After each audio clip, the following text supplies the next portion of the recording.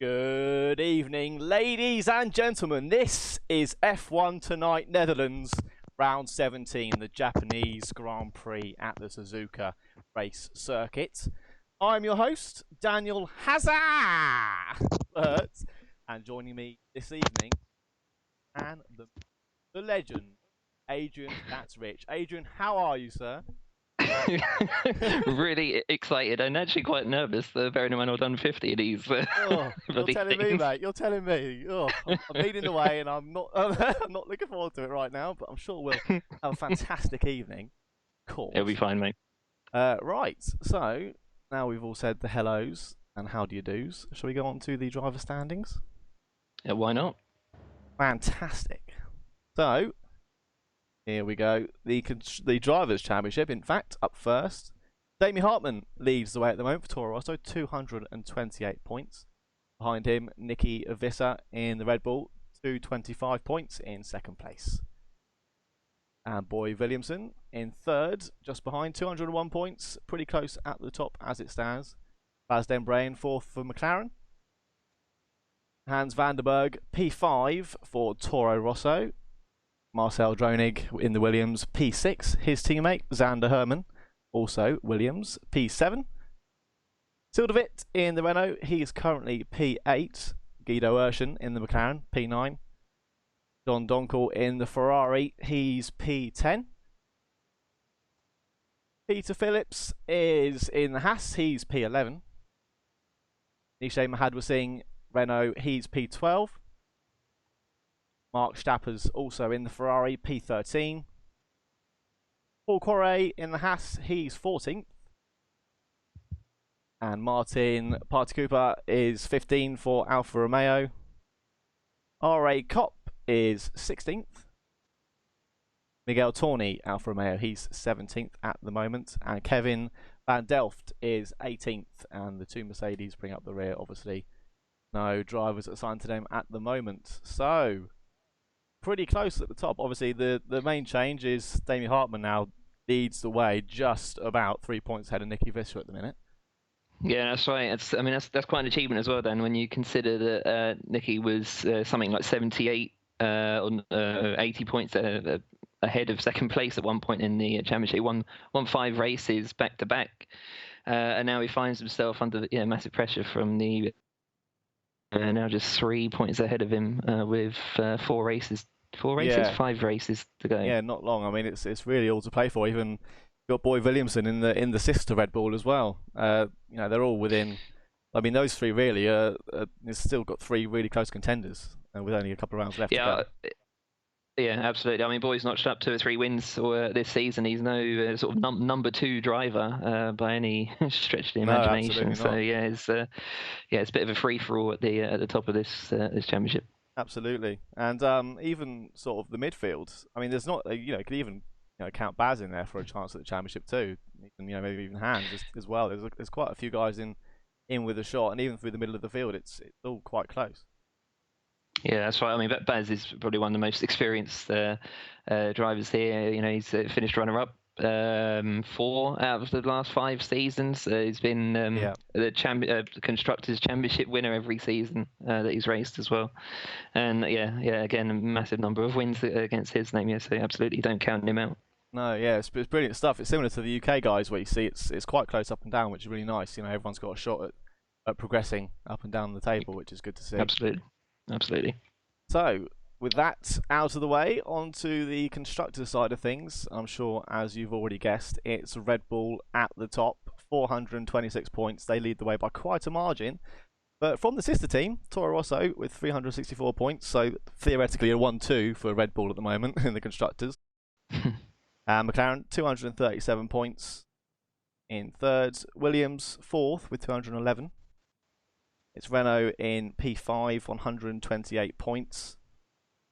Goodyear Ferrari, 94 points, they're P6.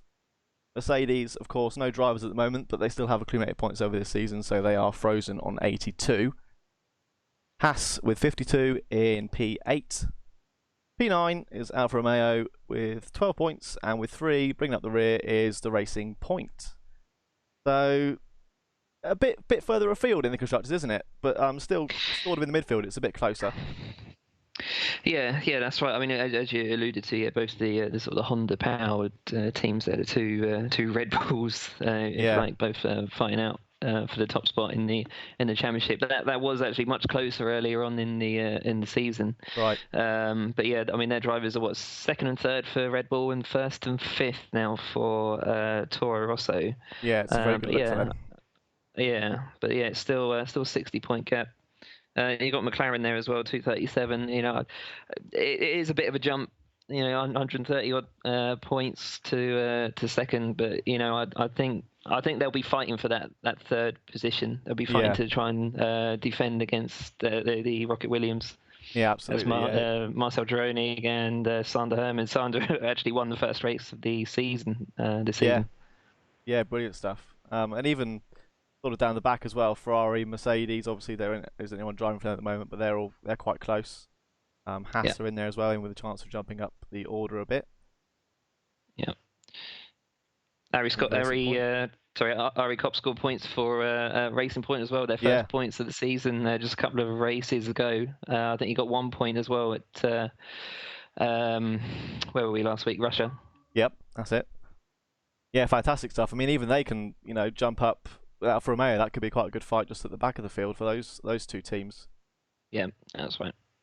So, cracking stuff. Onto the track, which of course is the Suzuka International Race Course here in Japan.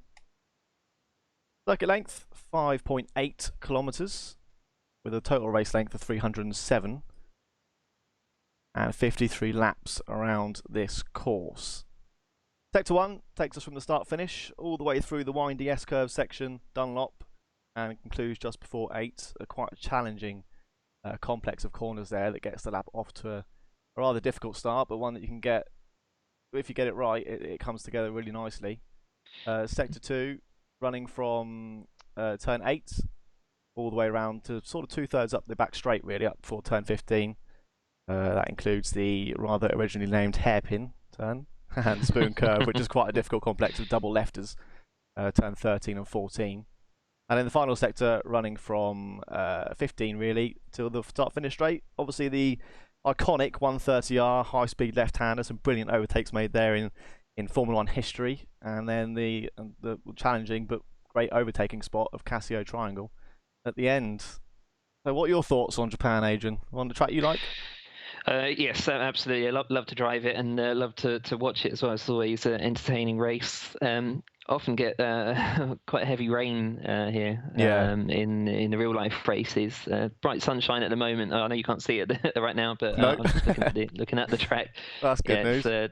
Doesn't look like there's any chance of rain, but you never quite know with this game. Yeah, exactly.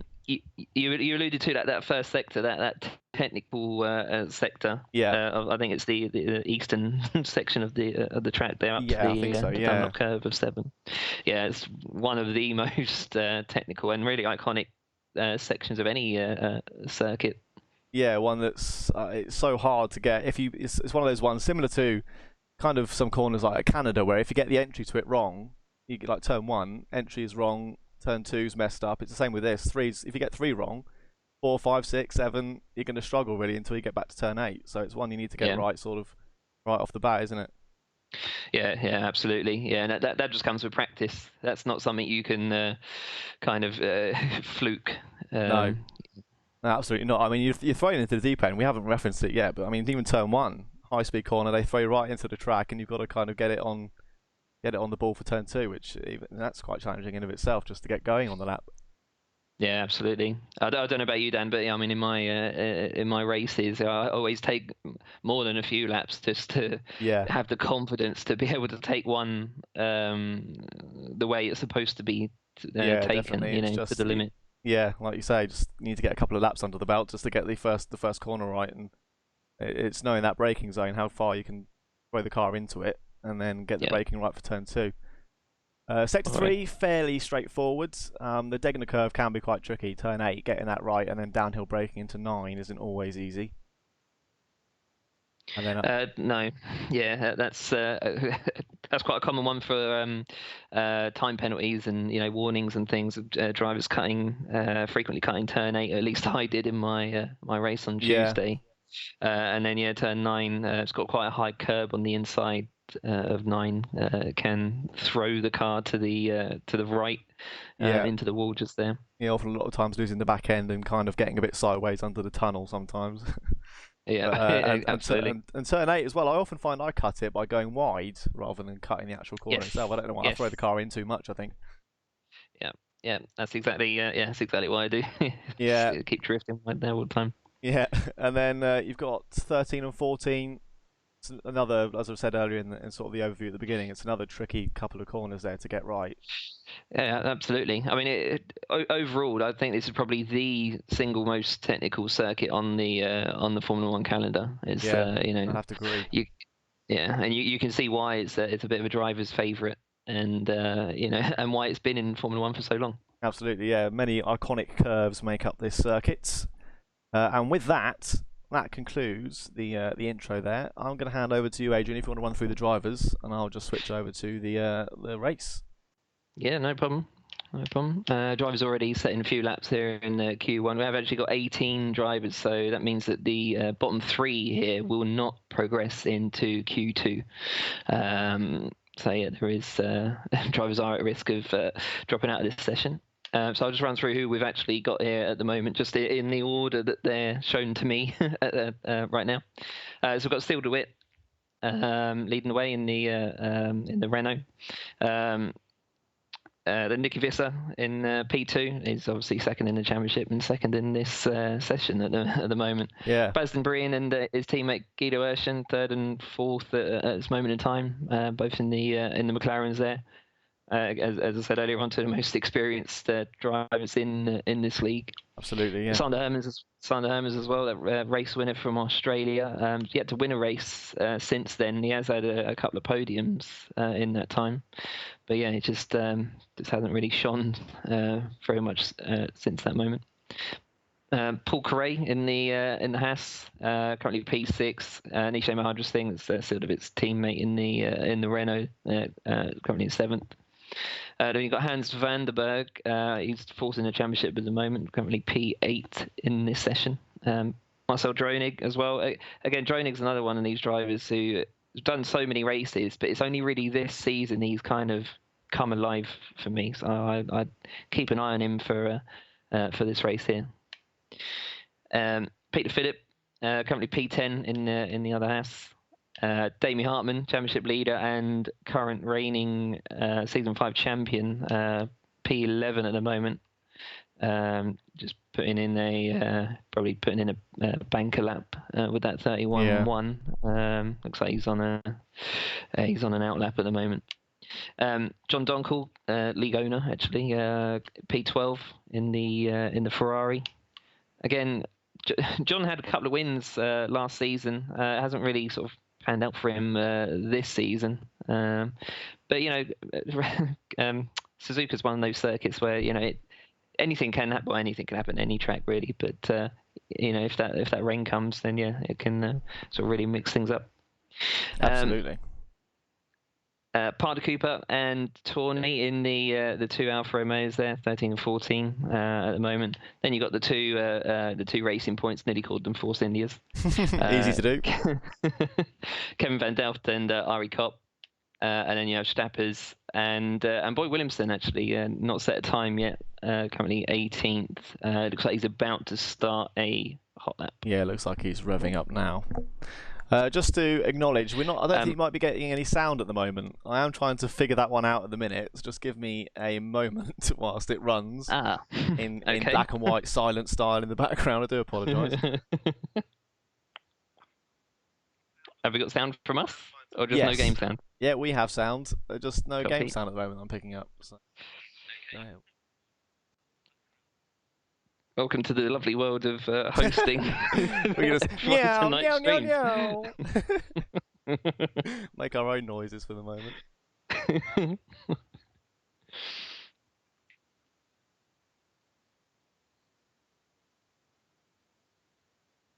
Damien Hartman about to improve his lap at the moment. Currently 11th. That said, he had a 31.1. Yeah, pretty much a bank for that. This one looks a bit more competitive. It's not the fastest time we've seen this session. But yeah, it's definitely going to move him up and move him well into the sort of safety zone. Ooh, went a little bit sideways there out of Spoon. Yeah.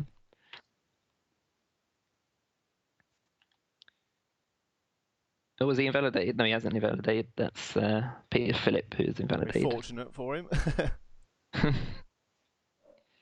Yeah, 40.3 in that middle sector. The fastest we've seen so far is a 39.8 from Baz Den Breyen, who is second at the moment. There we go. Damien Hartman goes P4 with a 30.0. And for anyone wondering, actually, if you're streaming a race like this, the trick actually to get volume on the game is to turn the master volume up from 0 to 10. So that's how you get volume in your streams. Right, there you go. Don't leave it turned down like I did. Oh dear. Makes sense.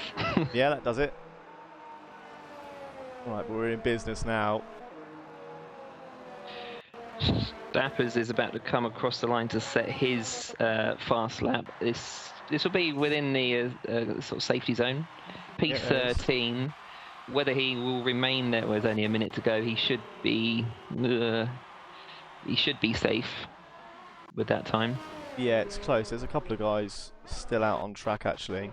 Ari Kopp's coming around now. I think he's on a time lap. He's just come through Casio Triangle at the minute. Yeah. It's not a great middle sector at all. This is definitely not an improvement for Ari. Oh, Particooper's put it in the wall at the hairpin. Oh no! We've lost Particooper from this session and from the whole qualifying period. You cannot continue with a broken car. That was at the hairpin.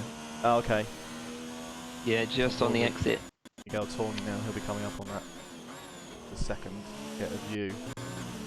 Looks like he's put the power down a bit too early. I did exactly that myself about 3 times in the during the course of the race, or the half of the race that I did before I eventually crashed. But yeah, I was lucky not to put it in the wall there. It's such a tricky corner to get the power down on, isn't it? Exiting that hairpin. Yeah.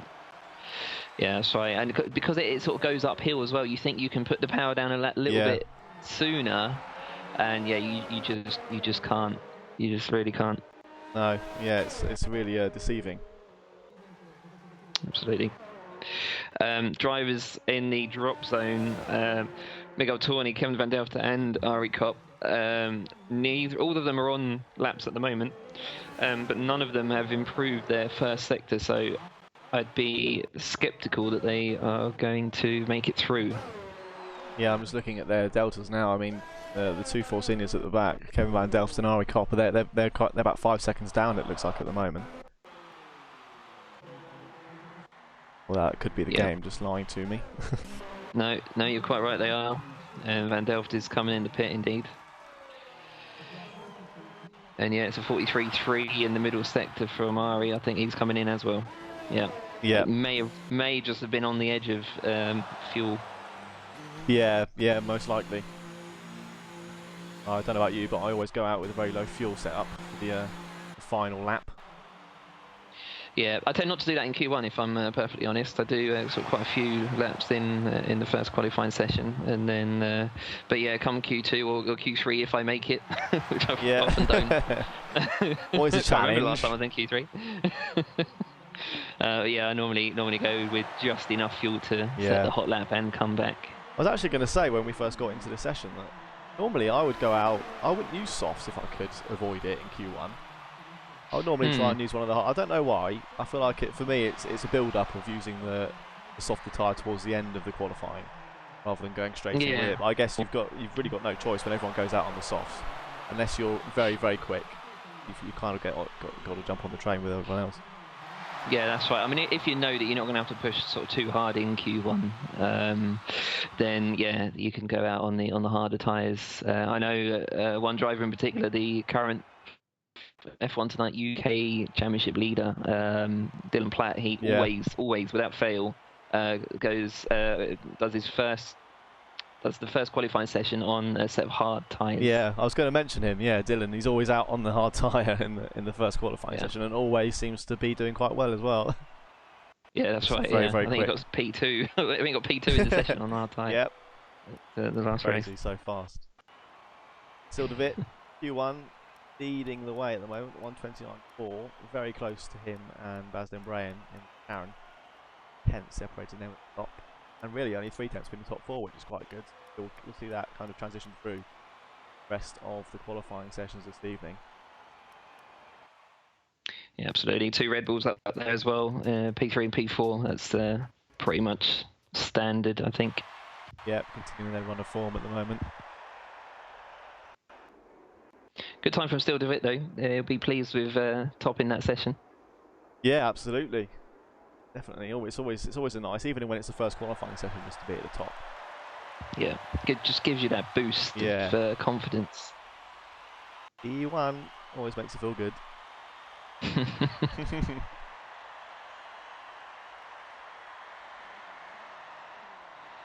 I've had a weather report come through. We're not looking like there's going to be any rain at all whatsoever in the, for the entirety of the race weekend. No. Then, very good. A dry race. I actually think sometimes.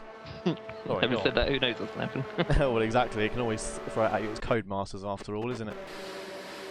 But actually, I find sometimes the dry races can give someone the best action because everyone's going flat out, whereas in the rain, although you get people slide off, you're a bit more cautious on Yeah, exactly. They're a bit more cautious, and you don't get people racing as hard as they will when it's dry tarmac. Yeah. Good racing. Well, we did last season in this very league actually in season 5. It was a completely dry race, and I think it was around lap 38 or lap 40. We had a big incident near the front of the pack. We had a driver sort of crash out right in front of a couple of other drivers, and that then in turn, because of where they crashed, I think it was around. It's around sort of the end of the technical section of sector 1. Oh, sort of Dunlop, is it? That's it, yeah, just on the brow of that hill. And the drivers behind, they just could not see or foresee the crashed cars that were in front of them, and we had about a 5 or 6 car pile-up. It's one of the one of the F1 Tonight races where we had fewest drivers finish. Wow. Okay. So, all to happen then tonight, the Japanese Grand Prix. Absolutely. Nicky Visser is going to be our first driver. Throwing down the car now, 16 into 17, rearing up, unleashing the power now through the final corner. Coming up to the start-finish straight as lap begins now.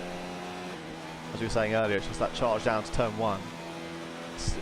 You've got to just know where to put the car, and I think he might have just run a bit wide there going through turn 1. We'll see how he carries on. Yeah, he's gone down to ERS 0. I don't know if that's because of the S's or because he has gone wide. No, he's bailed. Yeah, he's bailed on that lap. Yeah, there you go. And Commentators that's another thing that yeah, exactly. That's another thing that comes with experience, is knowing when to stop pushing and when to, just not throw in the towel as such, but just, hold back and gather your thoughts and and give it another go on the next lap, rather than going for it anyway, which a lot of perhaps younger drivers do. I don't know, but it's something that we do see from time to time, is drivers pushing when they don't need to push. Yeah, I mean, me personally, as I've told you many times, I find that really hard to not do. If I know there's some time to gain, or I'm not where I want to be, it's hard for me not to resist the urge just to go flat out all the time, and that's when you make the errors. Yeah, absolutely. We had Hans Vanderberg, actually. This is his second season with us, and in his first season, I always sort of refer back to him. His first season, he was a little bit more sort of gung-ho, I suppose, with his driving. It would seem, whether you probably disagree with me, but it would seem like he would be racing every race as though it was a 5-lap race, because he'd just keep pushing all the time, and just until his tyres give up, and more often than not he'd come off. worse for wear, but he seems to have matured massively on track this season. And I think he's currently riding in P5 in the championship. Well, Williamson tops the session now with a 30.6. Yeah. That's on the medium tyre. Yeah, good time, very good time. Some ball with Hans Vanderberg as well. He's coming down the back stretch at the moment towards 130R. Not sure how his time's looking at the minute. He's done a 113. He's 2 tenths off of Boy in the first sector. What tyre is he on? He's on the same tyre. Medium, yeah. Also, he's matched his middle sector though, has he? Well, it's going to be close. No, the driver behind him has. Not bad. That's just over a tenth, or 2 tenths between the two drivers there. Yes, indeed. Oh, it was him that matched the time. Yep, just 2 tenths between them. Yeah, my head was seeing fastest. Also. Fastest in the middle sector is Mahadra Singh. He is, yeah, he's just coming through now. That's just been beaten by Nicky Visser, who's setting his first proper lap. In fact, he's just at the triangle. Anisha goes first at the moment, 130.5, just under a tenth ahead of Williamson. But Nicky Visser, as you said, comes round a 130.2, 3 tenths ahead of Anisha there in P2. Red Bull driver putting it on top. Looking like this, well, from what we've seen so far, it looks like it could be Renault versus Red Bull. Yeah. Bit of a sort of Danny Ricciardo versus Danny Ricciardo. Yeah, right. We had to see Seal come out. He's just coming out the pits now. We'll see where he puts his car in position. I was about to say Damien Hartman's just set the fastest first sector, and then just as he was coming around Spoon, he's invalidated his lap time. Okay. That's a tricky corner to get right. Yeah. So easy to cut. It's normally turn 14, I find. The entry's okay. 14 is normally where I cut it. I get too much oversteer, I find. Yeah, much the same. So Damien's in a difficult position now because he hasn't quite got enough ERS to set another lap. See, and there we go, and he comes in. Yeah, I was wondering what he was going to do there, whether he was going to just go for it anyway, or just to reconcile his status and just sort the car out and then get back out there. He has got 8 minutes left. Yeah, he's just come back in. He was on the softs as well, which might have lent to his fastest first sector, I think it was, you said. Yeah. Guido Urshan, Guido Urshan just set a really good first sector. I think he's only second fastest in that first sector, and then he invalidated it as soon as I said Guido. Maybe we just stop saying people's names for a little while and we'll get some. Yeah, should we just mute for a couple of hours? Yeah, sounds good. Let them get on with it. His teammate though, Basden Bryan, he's just gone top. Yeah. 30.2 almost. Again on the meat cars, it looks like most of the drivers here are opting for the harder tyre for that first stint. Each one of his sectors there, then Bryan, is pretty much matched for Nicky Visser, so sector to sector. Nice. Brilliant, yeah, I mean, what is it? It's about 300s between the two, isn't it, really? If that, it's about 200s. Yeah, and there's literally there's no more than half a tenth difference between any single sector. Yeah. Very close stuff. Good to see. That's what you like. It's nice when qualifying is like this, when there's not much in it, and you can't really put your finger on who's going to be on top. Yeah, absolutely. I know we normally call that in Q3, Eddie and I. Indeed. But I don't know. I don't know if you want to if you want to call a pole sit early. I know we're still in Q2. It's up to you if you want to make your call now. Oh. Well, do you know what? I'm going to go for it. I don't know if it's an easy call to make because he has obviously done very well this season, but I'm going to put my finger on Nicky, I think. Nicky? Yeah, Nicky Visser, yeah. Yeah, well, like I said, he had won sort of 5 races in a row. He's won races since then as well, and he's only 3 points behind in the championship. But I'm actually going to go with the other Red Bull driver. I'll go with Boy Williamson for pole position here. Yeah, also very good call indeed. Like we said, it's nice when there's so many people that you can really put on pole. There's probably 5 or 6 people there you could say realistically could take it. Absolutely. I think anyone in that top 7 right now, and Damie and Guido, well, pretty much anyone could be pole position. Pretty much anyone. Let's just list them all off. They can all have it. They're all capable of it. Yeah, absolutely. But whether they believe they're capable, it might be another It's matter. all about believing, Adrian. That's right. It's all about believing Adrian. Yeah, that's quite right. I believe in Adrian. I do believe.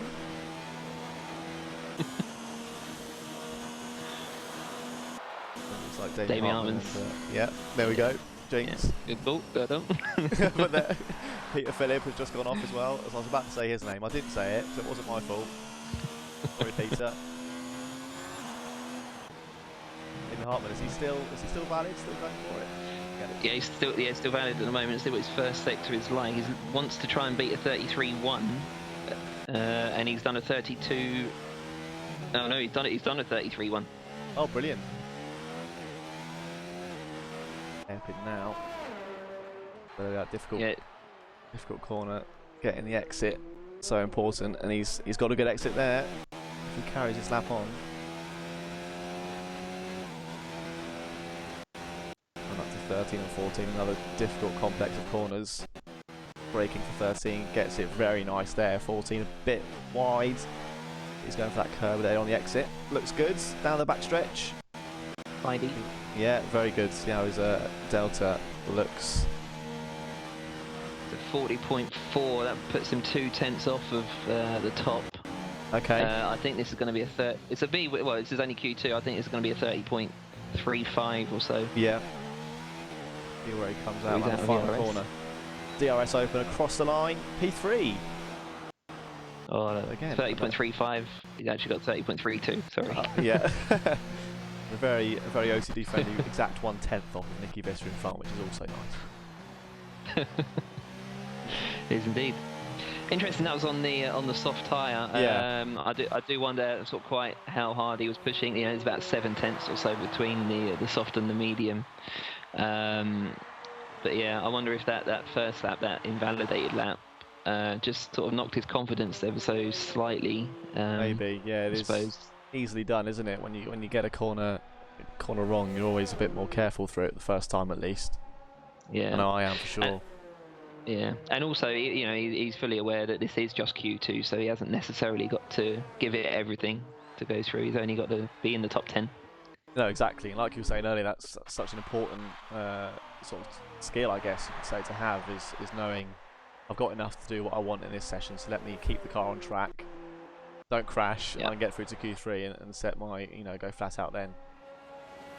That's it, and that's something that you know, drivers just learn from experience in with league racing in particular, is that you don't have to push all the time. It's not, we're not doing 5-lap races. It's not a hot lap, one-shot quali. No.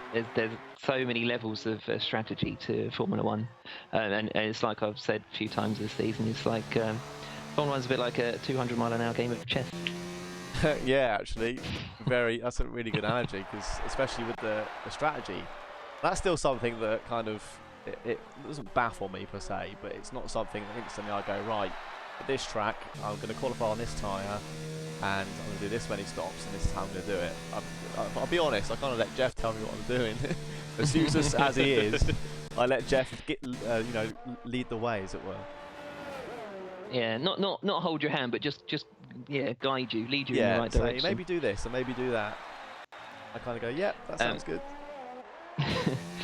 Still, Devitz just set the fastest first sector by some margin as well. Actually, he's 4/10 faster than anybody in that sector.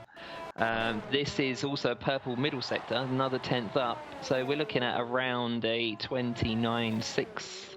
Oh, now we're talking. And that again is on the medium tyre. Yeah, absolutely flying as he comes around the final corner. Opens up the DRS across the line, and there you go, 29.7. Cracking stuff there from Sildavit, and this is looking good for that Red Bull versus Renault, and perhaps a little splash of McLaren in there as well. Yep.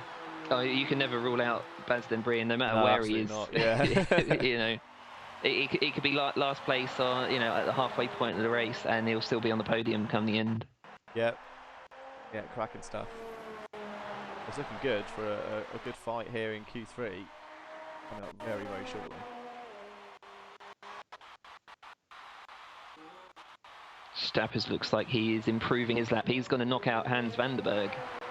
If Vanderberg cannot make it, not just around to the start and finish of the next 40 seconds, but also set a faster lap, which he will.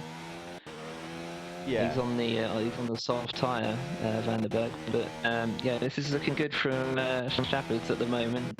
So he's just gone a tad wide out of Spoon.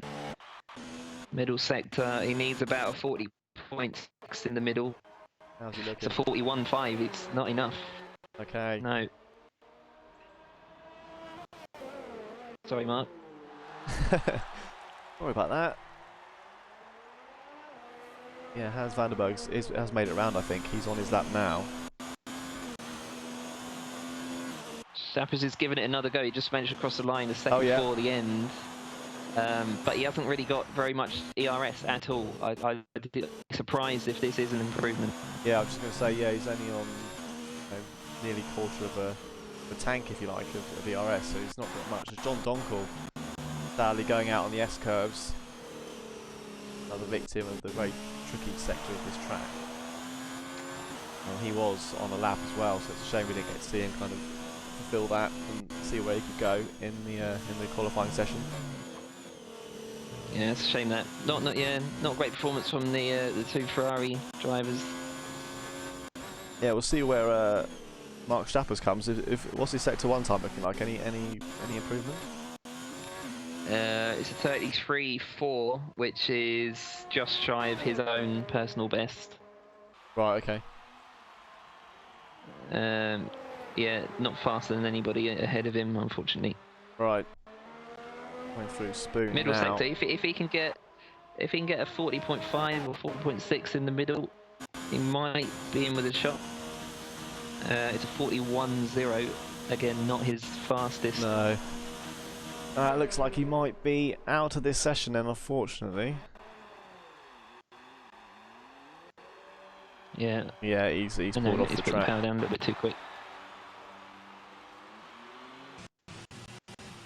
And into the pits then.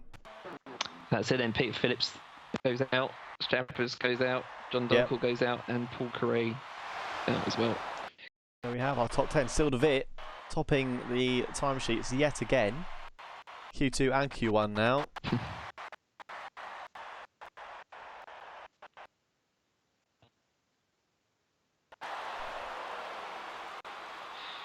Yeah, done very well still.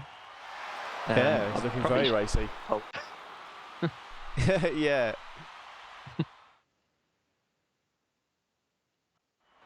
Sorry if I was interrupting you there, Dan. No. You sounded a bit robotic. Not at all, sorry. Yeah, I think we're all back. We're all good, looking good. Good. Worth mentioning as well, actually, Adrian, I know you said earlier about, you mentioned Eddie, we haven't really acknowledged him this evening, so I do apologise.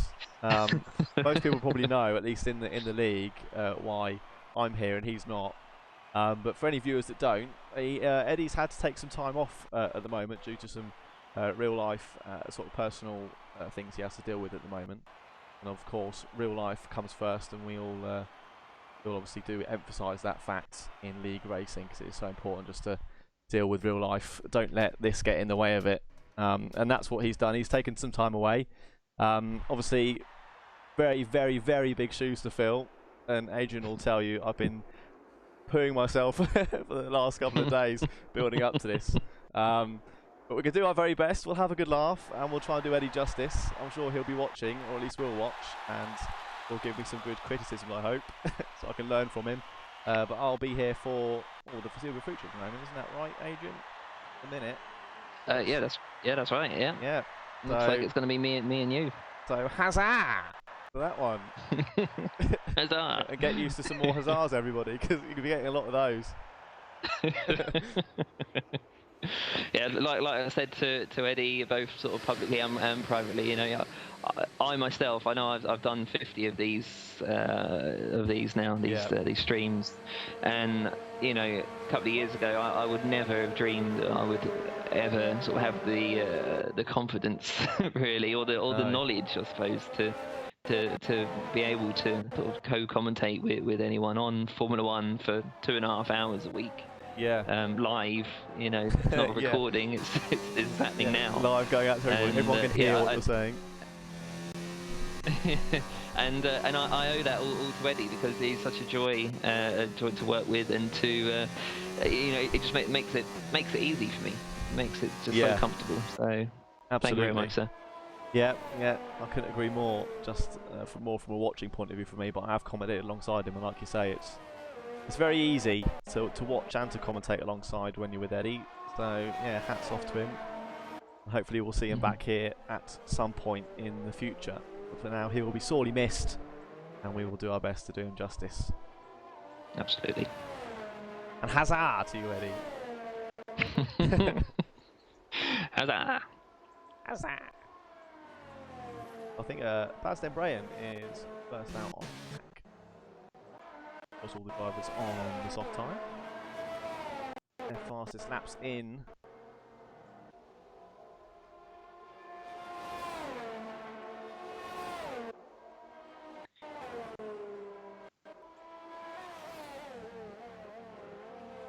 Oh, comes round 16 and 17, Casio triangle. Unleashing the car now, foot to the floor. Cross the start finish, DRS wide open. Start finish straight, now all his, clean air in front, no one in front of him. Into turn one, getting the braking, near perfect actually there through two. And coming into, as we mentioned earlier, the S-curves, very tricky section of this circuit. But it looks like it's no problem for Baz as he tackles every corner. He gets a bit wide there through 5 and 6, 7 looks pretty good. Through Dunlop. First sector, probably the hardest one, I think. Would you agree? Out of all of them, out the way now for Baz. Oh yeah. Yes, 100%. Yeah. He now continues to power on through up to hairpin. Like we said earlier, that tricky one to get the exit out of, but he looked pretty composed through there. Yeah. Just while we stay on Baz Dembrayan, a few of the other drivers have crossed the line now for that first sector. Baz is the fastest. By about half a second actually in that sector. So yeah, I just wonder if the others are just trying to sort of get their bearings again and you know, readjust to the track. Yeah. Sildervito's just gone fastest in the first. He's a 10th faster than Baz, so I imagine it's probably going to be 1-2 for those at the moment. Okay, cool. That's quite a time difference, half a second. To the rest of the guys coming through as he goes across 128.8. I say. That is looking very nice indeed. And even I think he's got more time to get in that first sector, you know. It's one of those ones that's a bit funny where the line's a bit odd. Some of them you don't need to get near the apex, you still get a good time, but I think there's some lines he could probably refine through the S's and get a bit more time out of it. Yeah, that's right. See what happens. Sills lost some time in the middle. Sills lost 4 tenths to Baz in the middle sector. That's not a bad sector from Still either. That was just a very good sector from Baz. Yeah. Comes around. Doesn't beat him. 29.3. 5 tenths to find, but I think, like you say, that middle sector there, if he can neaten that up, he'll probably find it. Yellow flag's in 1. That's for. I think that was. Who was that?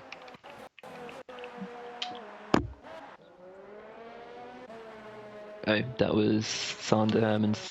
Oh, okay. Yeah, he's invalidated his opening lap. Right. That was a yellow flag, was it? Yeah. Looking good from Boy Williamson. Currently P9 at the moment. So 32.6 in the first sector. That will put him. Well, he's roughly running at sort of Guido Urshan pace. Okay, P3 cracking stuff, good stuff. With that first sector. He's down the back straight at the moment.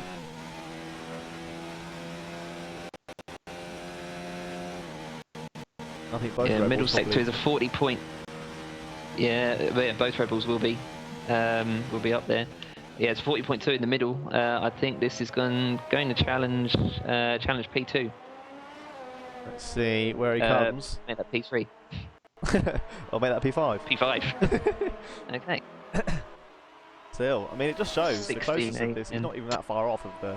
I mean, well, boy's a bit further away, but it's still pretty close up the top at the minute. Yeah. Yeah, really close between. So yeah, I mean, second down to seventh, you only got 6/10 there. Yeah. Or down to eighth. Yeah, absolutely. Yeah, I think it's probably fair to say those two Red Bulls will see some better laps from them as we see the closing stages of Q3. Yep. I mean, we thought this would be Red Bull versus Renault. At the minute, it's Red Bull versus McLaren. Really, yeah, confident stuff from not just Baz, but Guido as well. Yeah. Both Renault's last season, I think it was last season, might have been the season before. I recall Guido did particularly well here at Japan. So yeah, Right. I'm not too surprised he's as high up as third. No, good stuff from those two. Yeah, it's kind of flipped now. We've got the McLaren Renault battle now. See what the Red Bulls can do as we start the second half of Q3 now. Is Boy on a lap now?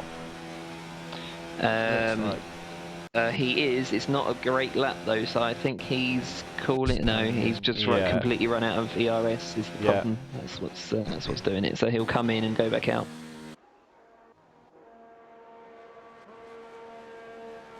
Sildovic coming back out the pits now.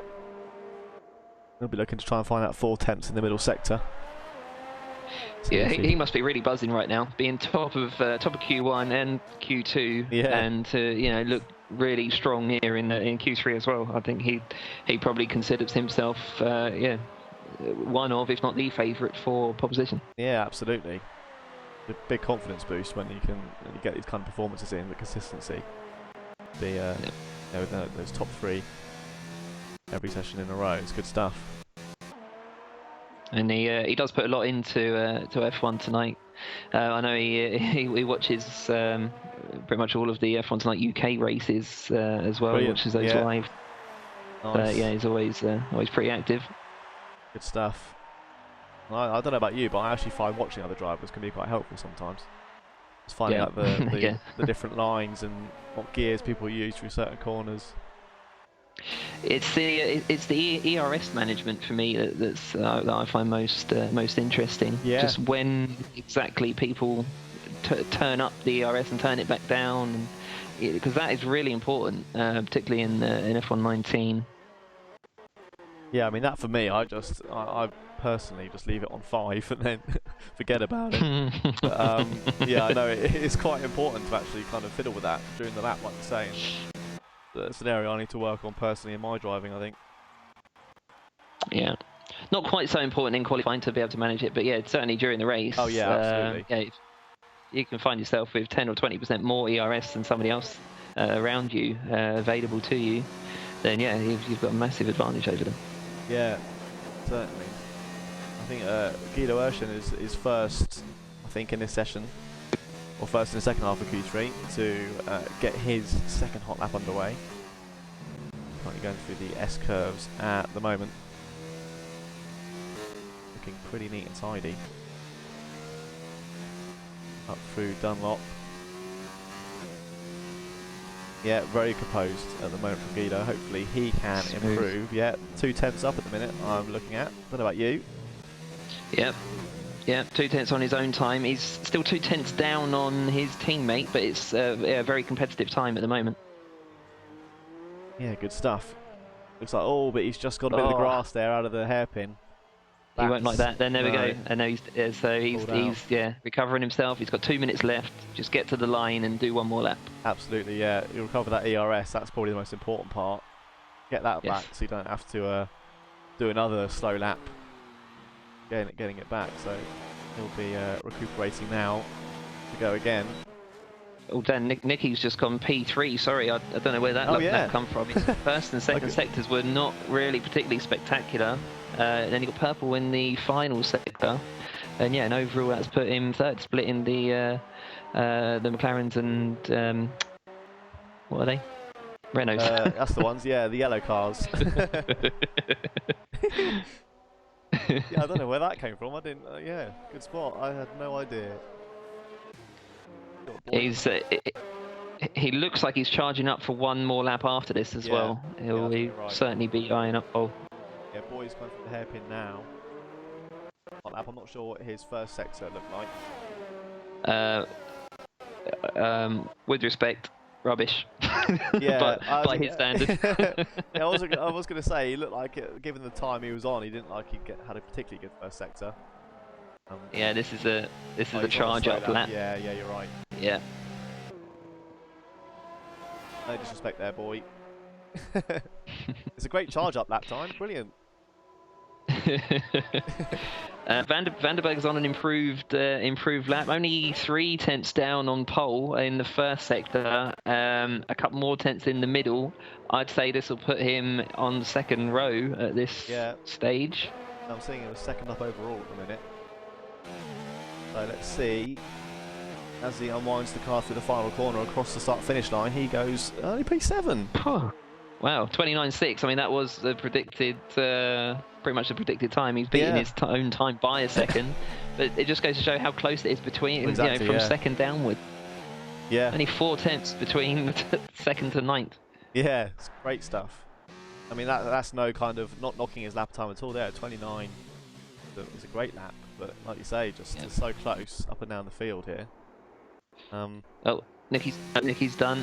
Yeah. Nicky's done. He won't be doing another lap. Oh, and Damie Hartman as well. He's retired from the session as well. So, yeah, championship leader starting P9. Right. Well, it's all to play for then. He's got it all to do from P9. Boy Williamson also on a lap, but he is. I don't think he's that much up on his first sector at least. It's a 32.5 in the first sector. The pole sitter has a 32.4. Yeah, close. Yeah, it looked like it was just. He looked like he was about a tenth up, or close to it. Not on his own time, at least. It's a 40.2 in the middle, though. That's 5 tenths down on Baz. He might go P7 if he gets a great 16 and 17 through Casio Triangle. Last corner there, throwing the car at it, and he gets that 10. Yeah, there you go. Oh. He actually set exactly the same time as Sander Herman. Oh yeah, so yeah, they're both just 7.710 off of the guys in front. I think the game's made a slight error there. Sander Herman's at that time first, so he should be first in that pair. Yeah. But it's done it the other way for whatever reason. Maybe there's some more decimals after that we can't see, and Boy is just maybe, in front. Yeah. I don't know if you can see it on your telemetry app. If you've got any more numbers than we have. Mine has them both at 129.601. Okay. Both. That's everyone across the line. That's then Brian. P1, Sebastian. Very nice and comfy up there. 4 tenths to P2. That's quite the margin. Yeah, that shouldn't really be too much of a surprise to anyone that does watch these races regularly. He's always up there, either 1, 2, or 3, and he's had a number of pole positions. As I said, he's won the Constructors' Championship every season. Never actually won the Drivers' Championship. I think he maybe the best driver in the league to have not won the championship. Right, fair enough. A bit of a Hulkenberg feel going to him where he's not got the podium. yeah, quite right. Yeah, did you call that right? Did you say Baz or Boy for pole? No, I said Boy for pole. The Boy, right? Okay. Well, technically, I still won because Nicky was in front of Boy. no, you've got to get it right to win then. Right, okay, fair enough. Well, I only get a glass of water anyway. That's all Eddie gives me when I win, so not really worth it, is it? I don't want to get it on my head. Some water to the face. There you go. Have it. Have it. I was gonna say our normal phrase, but I'm not sure if swearing's allowed. Begins with B and ends in yar.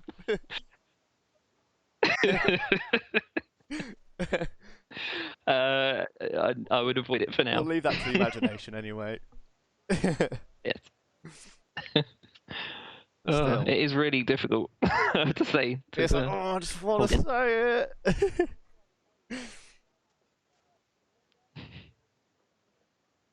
Anyway, so there's no scheduled break, is there, between?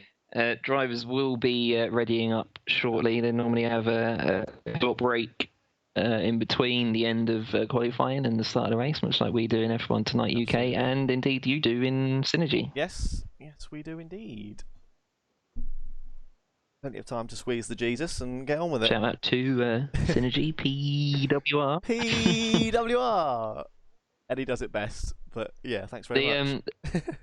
The new season. No problem. The new season started this week as well, didn't it? Yeah, we got started Season 3 yesterday. Hence why I'm not currently streaming on Tonight UK as well, just because we have our Division 2 races on Tuesdays, and we had Division 1 yesterday. Yeah. Division 1 quite similar to I mean not far from the numbers, but we had 11 out of a possible 14 in the division yesterday. It's great stuff. Yeah, it was a good turnout, especially after we had positive news. Resurrection of Division 1, which is nice. But yeah, they were also equally close, which is it's just brilliant. Qualifying when it just makes it really exciting as you see stuff when they're all really close, like it was in this one as well. Yeah. You know, just a little tiny improvement can send you up a couple of places, like we saw with Boy. Yeah, absolutely. Cracking stuff. Drivers now readying up. Yeah, it's glad to know that Synergy is back in it, and it is. Yeah, thanks very much. Got the following again. Just as relieved as I am. It's good to see it. It's good to see it bounce back. Yeah, very very happy indeed. But it is F1 Tonight, Netherlands. The Japanese Grand Prix round 17 as the drivers now getting underway from the grids. Baz Brian leading the way at the moment in the McLaren. Sildavit P2 again 4/10 to Baz in qualifying, but I think he knows he's got the pace to fight him on track. I hope anyway. P2 at the moment, so we'll see how those two get on after the start. Nicky Visser, P3, he's shot up from nowhere. We missed it, but there he is, P3 in the Red Bull. Guido Urshan in the second McLaren, he's P4, so McLaren looking pretty hot at the moment. 1 and 4 for those. Nishay Mahadra Singh is P5, so as well, the McLarens, like we said. Actually, I think it's all come to fruition really, because we've got Renault versus McLaren versus Red Bull at the minute, because Boy Williamson is P6. So that's the top, all the three teams we mentioned are all fighting each other in the top 6. Looking very good up there. Yes. Look at that. Yeah. Zander Herman is P7 for Williams, with Hans Vanderberg and Damien Harmon, the two Toro Rossos, 8 and 9, the two teammates there. Damien will be looking to make some places up, as you said, Adrian, earlier on in the session, the championship leader. He's got it all to do from P9, not quite that far down the grid, I suppose. He's halfway up, but he's got some work to do to get past some of those drivers in front. Marcel Dronig is P10. Peter Philip is 11 for Haas. Mark Stapper's in the Ferrari, and his teammate John Donkel, they're 12 and 13. Paul Correa is 14.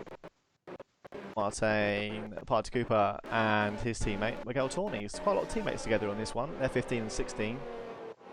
And Kevin Van der Vaart is 17, with Ari Kopp bringing up the rear, the two racing points also together. So everyone's holding hands, all happy families up and down the grid. Looks very quite evenly matched the teammates in the league. Yeah, it's good stuff. It's always nice when you've got a teammate that you can really race with.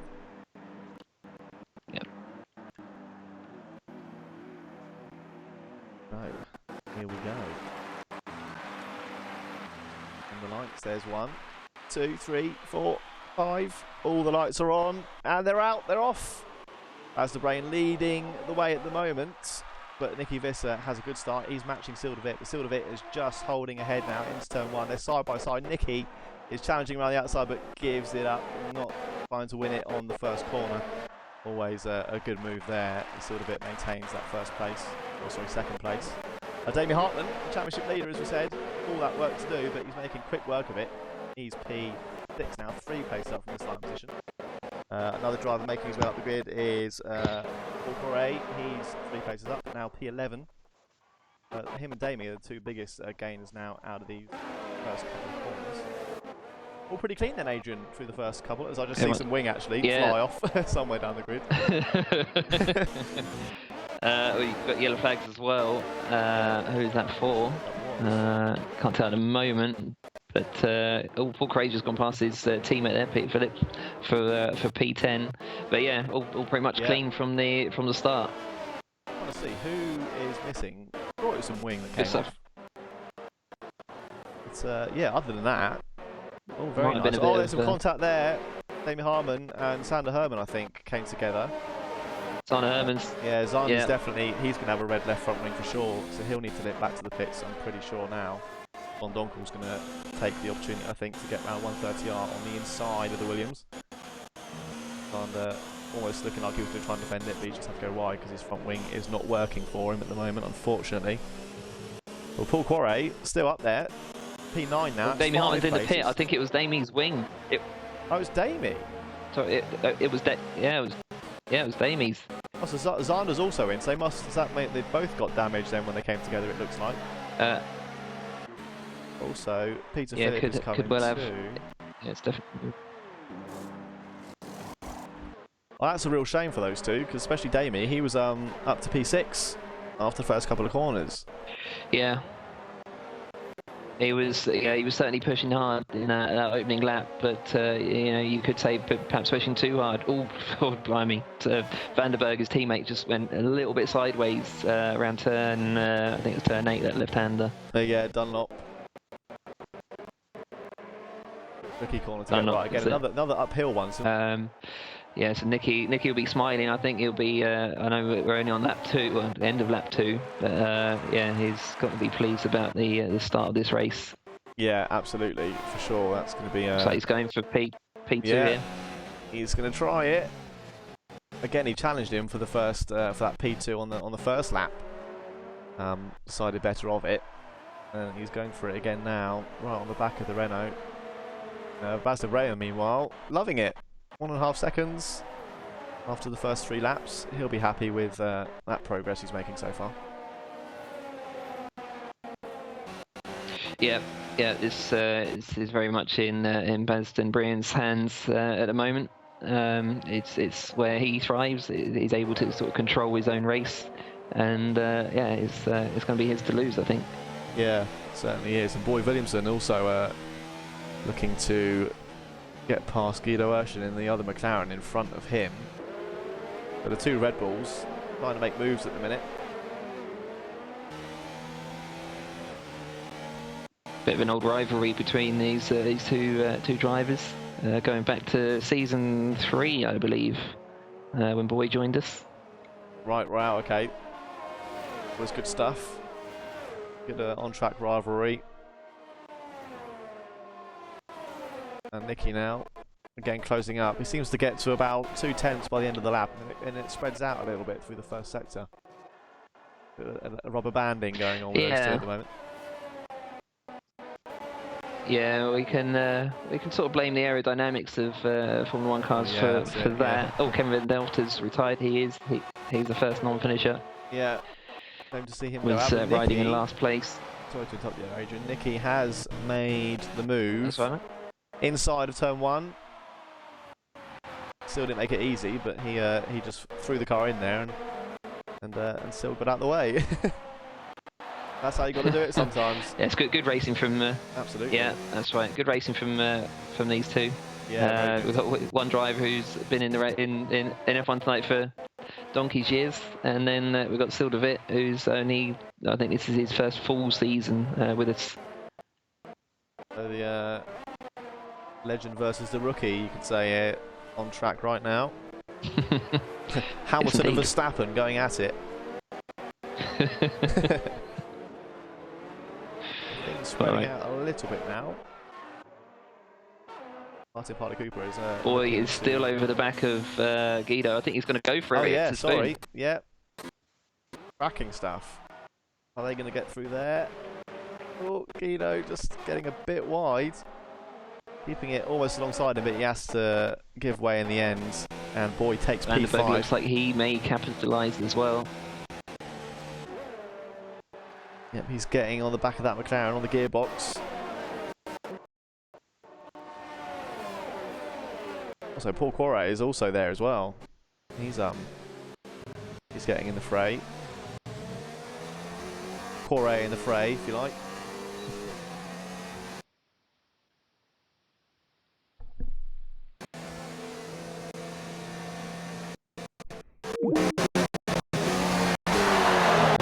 Just unable to capitalize on that.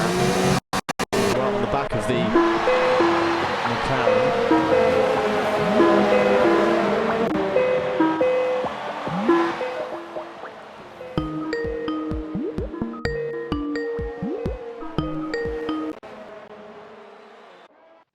And we're back. Are there? Huzzah! Yeah, sorry about that. Don't know what happened there. Right. My I don't know what happened. just kicked me. But, It all went a bit funny, and then I lost you. Sorry about that. I That's am all back. right. Not to worry. You're back now. Just saying, Guido's looking to take that back. Oh, it's big, big collision at I've just seen that in the background. Correa's just gone just hit the back of Vandenberg. Yeah. And that's put him sideways. I was riding with Correa at the time there as well. I'm sure that will be that'll be picked up. That was Correa, was it? It wasn't droning. No, yeah, it was Correa. Right. Okay. Yeah, droning. Getting a lovely little run around the outside of the unfortunately sideways Toro Rosso, but takes smooth nonetheless. Up to P9 or P8, sorry now. At least I think it was Correa. Let's watch the replay back. Yeah, I'd have to look back at it, but yeah, there was a few of them in the mix. Sure. It looked to me like it might have been the Williams. It was in the back of shots. I'm not sure.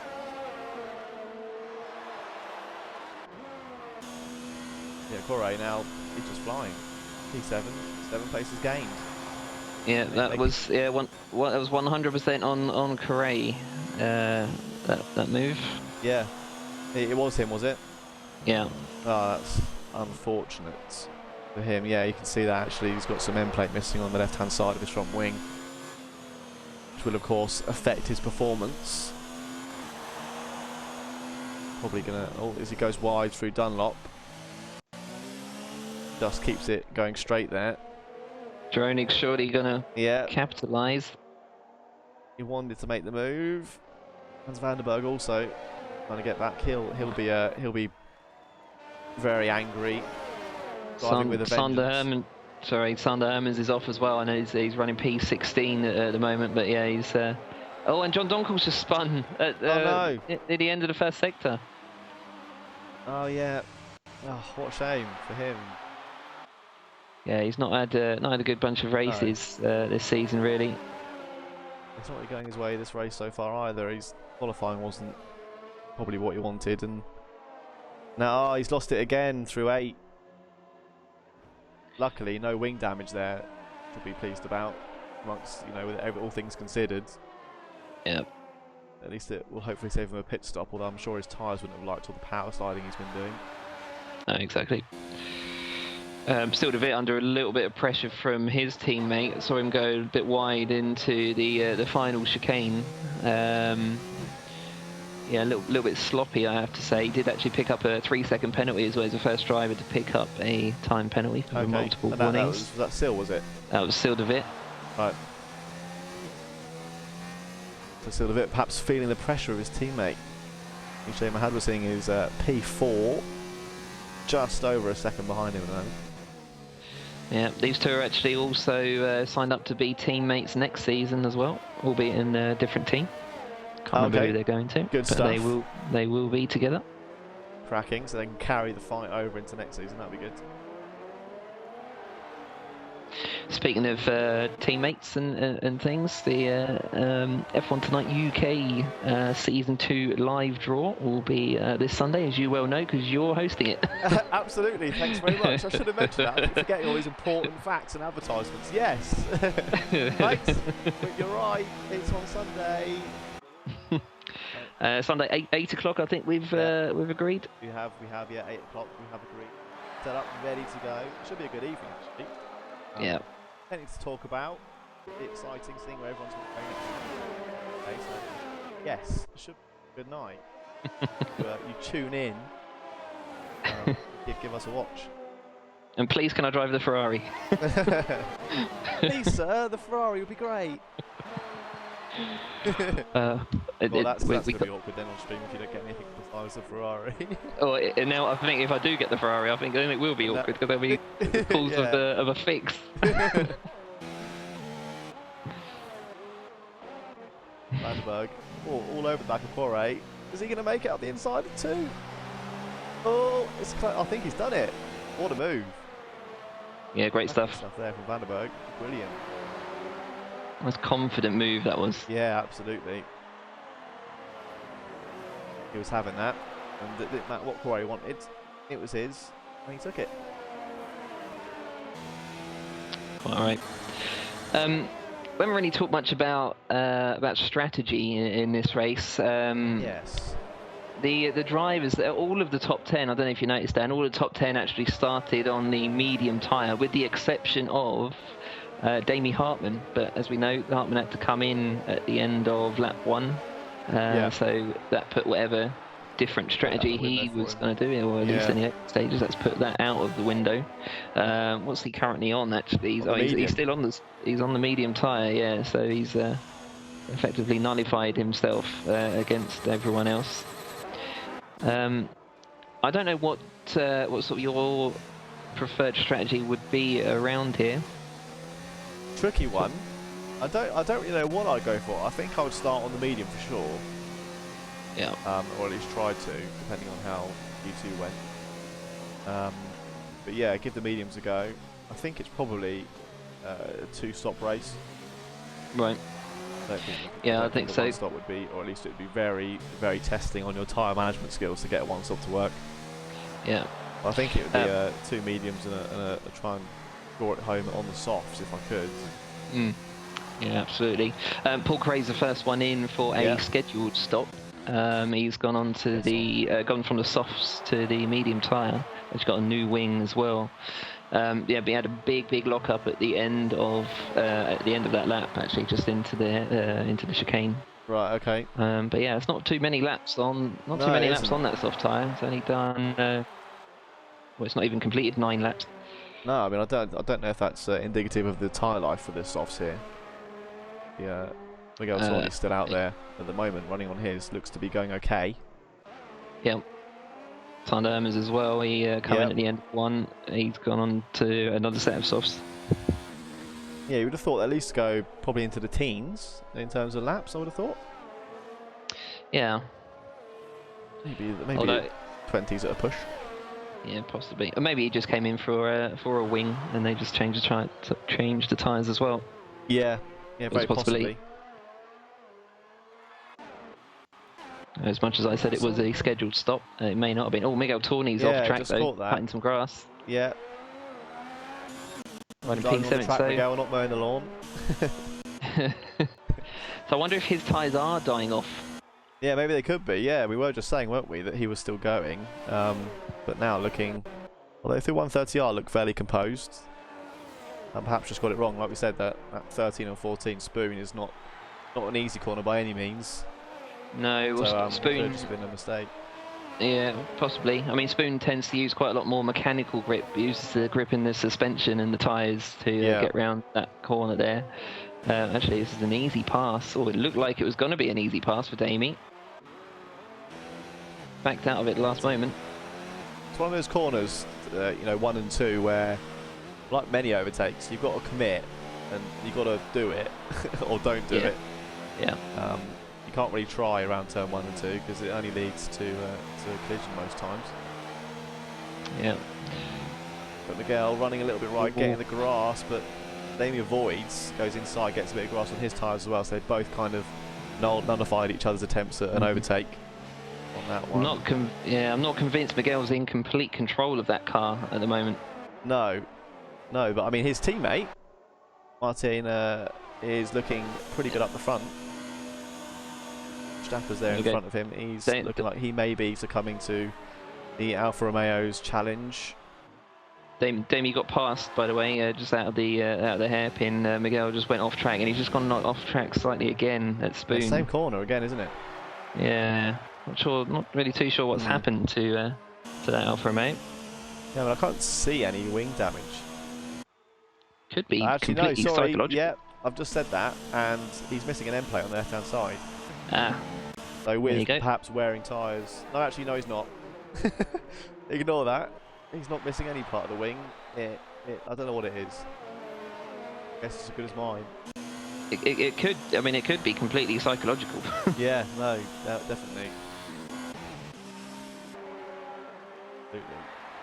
Sometimes, you know, if you do make a mistake, it sits with you and it affects the rest of the race. Which, yeah, I mean, it's really difficult to shake that sometimes. Yeah, I mean, don't forget he at least was running quite close behind Damie Hartman. So, as Mark Verstappen's there, riding off at Dunlop, gets a full half spin there onto the gravel, gets back just in front of Damie, who doesn't hit him, luckily. Tawny gets past as well. Yeah, he's through. So, I think that was probably just I don't think that was tyre related. That was just a simple, that's turn 7 for you. Yeah. You throw it in too hard, the car just doesn't like it. Says, no, not having that. Yeah. I mean, you could call it an unforced error, but, you know, it's forced by the nature of the track. Yeah, absolutely. Boy Williamson is just a fifth of a second, or quarter of a second, but behind Nisha Madrasing, just about to make the move. This is for P4. It's quite an easy move there. Yeah. DRS helping him through that one nice and easy. Yeah, Nisha's suffering a little bit with the dirty air of the Red Bull. Yeah, look, big time impact. Yeah, wow.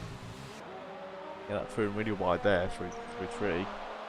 And that's another thing that can really sort of throw you off your game is when a driver does pass you, when you've been ahead of them for a period of time, you've been used to the sort of benefits of the clean air pushing down on your car. We've lost John Donkel. He's retired from the session. That's a shame. I don't know if that was an intentional retirement or if he's crashed. I'm not quite sure. I'd like to think it wasn't an intentional retirement, bearing in mind he often reprimands the rest of us when we do it. Right, okay, so there we go then. Let's probably assume that wasn't the case. No. I mean, we did see him struggling early on in the race, the early couple of laps, so very likely he lost the car again, which is a shame, but a Grand Prix to forget, I think, for John, unfortunately. Yeah. Happens as well, the other Ferrari. He has just pitted. Again, he wasn't having the best time either. It's not a nice evening for the Tifosi tonight. No, quite right. The Tifosi, a very difficult word to get right in itself. the Fotosi, the Tifosi.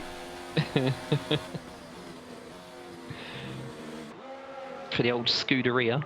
Yeah, absolutely. I wonder what the British fan's name is. I don't think we have one, do we? Not really, no. The Biscotti. That's something else. That's a dessert, isn't it? Biscotti. Yeah, it is. Yeah, but I thought maybe we could have it. Sounds like Tifosi a little bit, and I think it's somewhat English. Tawny's off track again. He's just come off at the chicane, final chicane. So Dronic still keeping with Hans Vanderberg there. Back a little bit now as the grid starts to. Everyone's starting to get into the rhythm a bit now. As strategy starts to kind of creep its way into the race. Yeah. Starting to see the grid spread out a bit more. Yeah, and speaking of rhythm, I think Boy Williamson's found his rhythm. He's set his fastest lap of the race so far. He's in fact the fastest man on track on that lap with a 35.1. Compare that to the next fastest, which in fact is his teammate, Nicky Visser, 35.3. Boy's just gained 7/10 on the previous lap on Steel de Wit, so expect him to be making a move fairly soon. Yeah, absolutely. And just Miguel Tawny has gone off at 8. That downhill braking towards 9. Yeah, he's off. Yep, I see his car there, over there right side. Yeah, that's It's probably a blessing in disguise for him. It didn't look like he was having too much fun. No, it didn't. It was either the tyres or the car or mixture of both, but he wasn't having a good time, like you say there. As Mark Strappers now takes that place for him. P15 now at the back of the grid. He's just stopped, so he's on the soft tyre. He'll be looking to hopefully get some quick laps in and move himself up the field as others pit around him. Yeah, should be gaining around sort of 1.5, 2 seconds a lap on Ari Kopp, just ahead of him there, and he's some 14 seconds behind him. So yeah, it shouldn't be too long before he's finding himself with the rest of sort of civilization. Yeah, getting himself back. Yeah, it gets quite lonely actually. We laugh, but yeah, it feels like you're a bit in the Wild West, doesn't it, when you're on your own? Yeah, I've had a few like that. I mean, it's really, it's not. I mean, I'm not speaking from experience here, but it's nice when it happens and you're at the front and you've got no one around. But if it's if you're running 15th of 15 and you've got nobody around, that's a little bit demoralising sometimes. Yeah. I mean, again, it's one of those ones where it's a kind of a double-edged sword. Sometimes it is a bit rubbish being at the back on your own, but also it's just time to kind of, if it's because of a mistake, you get time to compose yourself. Try and get your head back in the game and just keep on pushing. You know, it's one of those things you tell me all the time, because I'm famous for retiring early when I get annoyed. But it's so important, like you say, just to keep your head in the game, keep going, because you never know what's going to happen. That's right, exactly. But next thing you know, you're in the points. Yeah, I mean, that's even more so true in full distance races like we do. Yeah. Plenty of time for things to turn around or to not go well for drivers that are ahead of you. Yeah, absolutely. Massive part of Cooper there. I think he just let Damie Hartman through. Damie was alongside, but I think he kind of backed off there and just said, there you go, you can have the place. I think he not his battle to fight there. He's probably got a different strategy going on at the moment from Damie. He's aware he's not effectively racing him.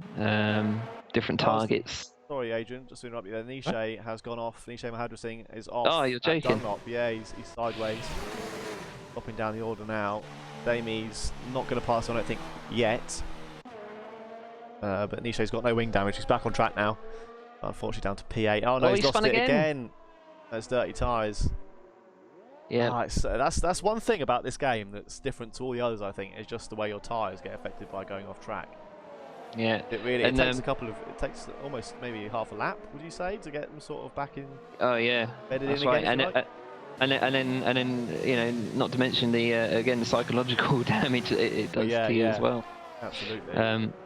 You may have noticed there, Nishay, he parked off the track for a while. He stayed there, let the drivers pass. That's something that, it's out of respect and safety for the other drivers. They don't pull straight back onto the track if there are cars sort of fairly close behind them. They wait until it's safe. Absolutely, as they do in real F1. Very admirable of him. Always, it's always best to keep safety in mind.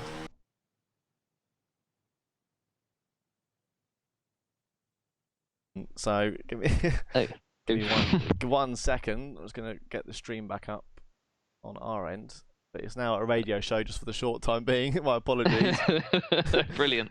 The one that's leading is the orange one.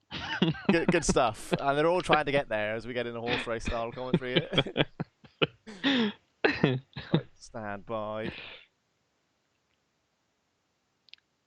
Damien, just while we're not doing anything, Damien Hartman's got a 3-second time penalty. Oh, and I was about to say he's left the session, but that's you that's left the session, Dan. Oh, brilliant. Okay.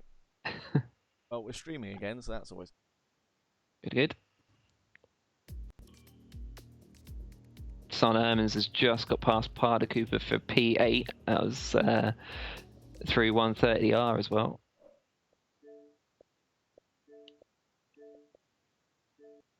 Yeah, Sander seems to be pushing his tyres. Nobody's done 15 laps on the soft tyre apart from him. Good stuff. Good to see they're still working for him at least. Yep.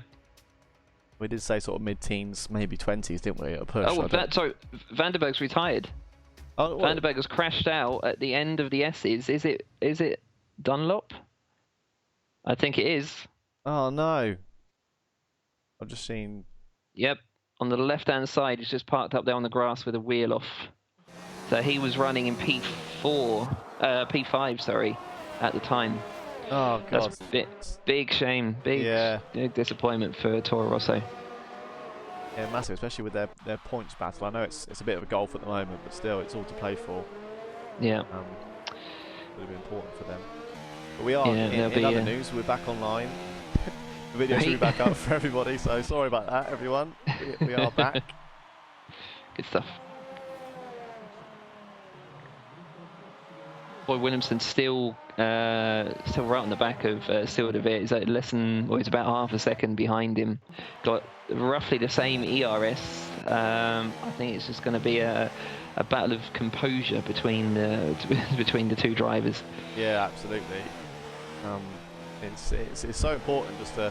It's hard to shut the person out behind you when you're defending like Sil is right now, but and say. Composure, it's important to try and do that if you want to stay composed and not let them get to you. Yeah, I mean, it's a sign of a champion if you are able to close everybody out of your mind, which is, as you say, so much easier said than done. Yeah, certainly is. Nice if you could turn your rearview mirrors off, wouldn't it? You didn't have to see him coming. I've got a feeling I think Boy's going to make the move maybe at 130R. He's got the... Sil's spotted it as well. He's cranked his ERS up. He's not having any nonsense from Boy behind. No, it won't be now. It might be through the start-finish straight. Oh, Sil's gone wide. A bit wide. Oh!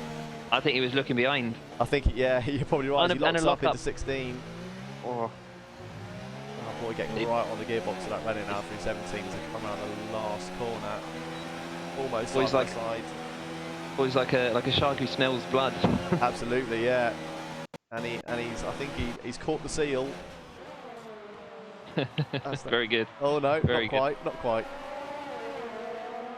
Great battle between these two. Yeah. Like watching Blue Planet when the seal gets away from the shark and everyone's going, yay! Well, I'm sure Boy's going to be feeling quite the opposite as he wants to get all of it. So close, but great racing from the two of them. Yeah. I mean, I'm surprised there wasn't a collision actually into turn one. They were side by side there. I was holding my breath, but yeah, really good stuff from the two of them. Yeah, cracking. Guido was getting on the back of Cooper, but not quite. No. They're probably the two main battles going on now. The Power Alfa Romeo, Renault, Red Bull. At the moment. Amazingly, both Sil and Boy both on exactly the same ERS, and they're doing exactly the same thing with the ERS as they go round. They're just mirroring each other. Brilliant. Yeah, completely mirroring each other. Although Boy, yeah, I was going to say Boy. I think he might have beaten to it on putting his ERS up this time because he's on the inside through 130R. Oh, there's some damage. The Renault still a bit has lost some wing there. I'm not sure quite how much. Yeah, right end plate. Yeah. Looks like it's come off. Might be able to go. Obviously, electing to pit now. Yeah. Okay. That's a bit strange there. Yeah, but he actually stayed in mode 2, whereas he was going mode 4 up there into 130. I stayed in mode 2, which gave Boy the advantage on the power, which is why he got past. And then I think he may have either not panicked as such, but yeah, he might have just been again fiddling with it or thinking about what he was going to do next, and that just there was a lapse of concentration, and he braked about a tenth of a second too late. I mean, you know, we say every cloud has a silver lining. Maybe that was Silva Vitz. I don't know. 33 laps on hards, doable. Yeah, that's fine. I think so. Yeah, it'll be fine. Yep. As Mark Stappers is completely sideways out the hairpin, so he's dropping down the order again. That's a shame for him. Larry Kopp takes P13 from him now. Boy Willis was just passing him as well, so yes, it was. Yeah. Fall down the laps now, fortunately for the Ferrari. Dan, Nicky is just half a second now off of the race leader. Yes, he is. Gaining. He is gaining. Yep, 7/10 he gained, in fact, on that last lap. Blimey, okay. Same tyre. Same performance, equal cars. Yep. He is flat out, is Nicky Visser. As we come on to lap 21. F1 tonight, Netherlands, the Japanese Grand Prix. Around here at Suzuka racing circuit. Fantastic track, fantastic racing so far. Over these 21 laps, we've had some brilliant passes. Unfortunately, a couple of DNFs. Actually quite significant ones as well. I don't think we would have expected some of those people down there to DNF, if any of them really. I mean, you don't ever think someone's going to crash out, but I think there's some surprises. No. Yeah.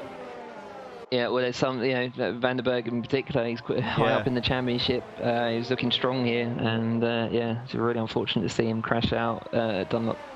Yeah, absolutely. It's caught out quite a few drivers Dunlop this session so far, as is the hairpin. But Baz, Nicky, and is that Boy coming up now behind, or is that just a laps car?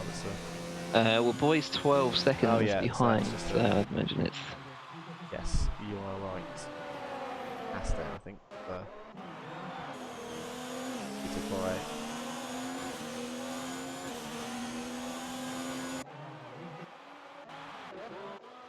Nicky now, 7/10 last lap, 4/10 now.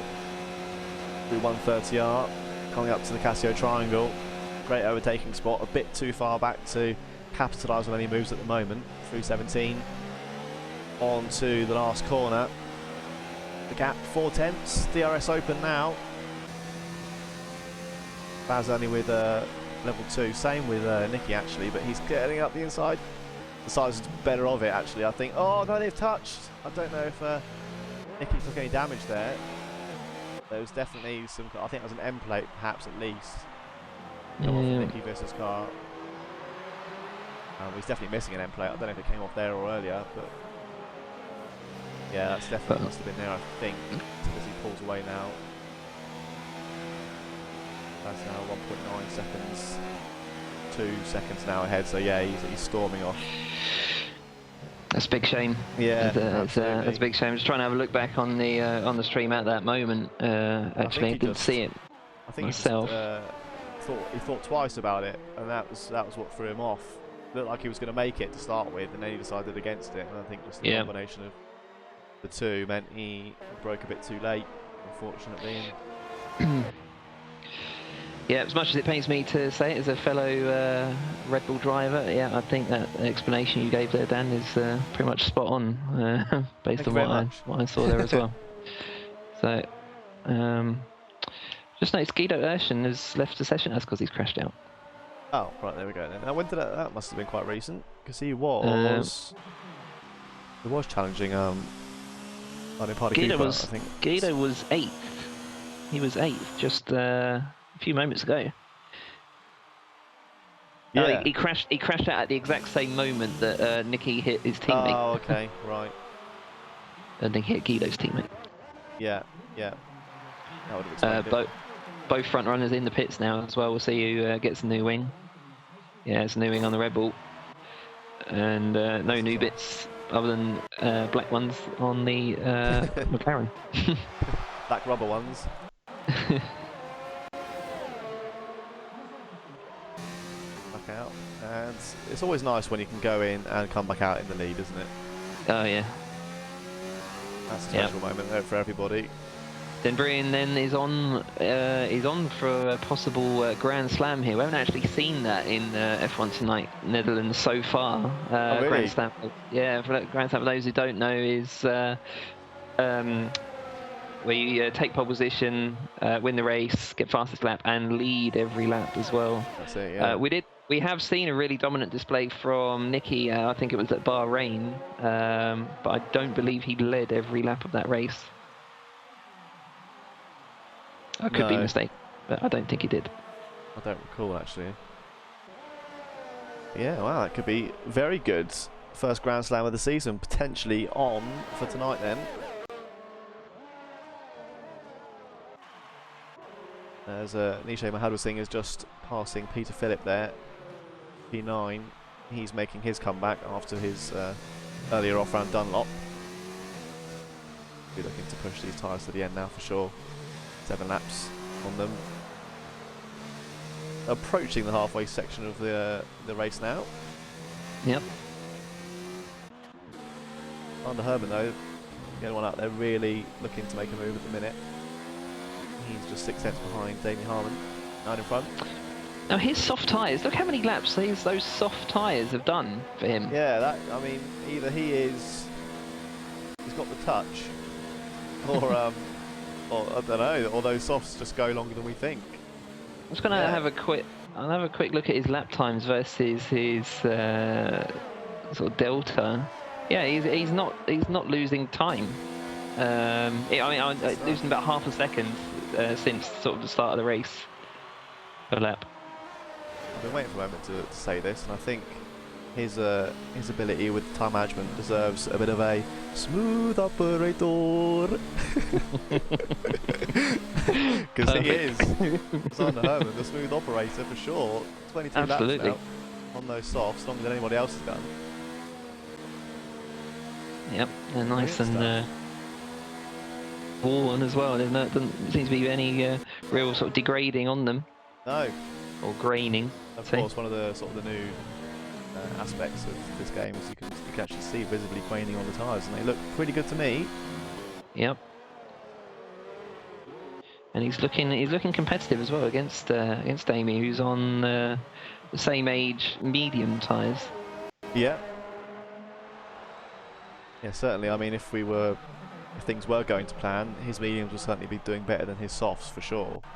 Yes. Yep. But that looks to be not the case. I think Sander knows something we don't. Yeah.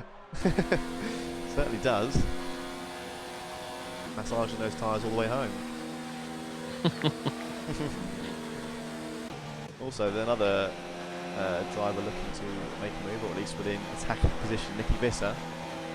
Yeah, just set fastest lap. Williamson, he'll be looking to make a move 4 tenths behind now. Now he pits. Finally, after 23 laps. Yeah, I mean, that is impressive. I'm genuinely impressed by that. Yeah, as am I. Just going back to the Red Bulls for a moment. Yeah, the two drivers here, Nicky and Boy, they they communicate really well. That's right.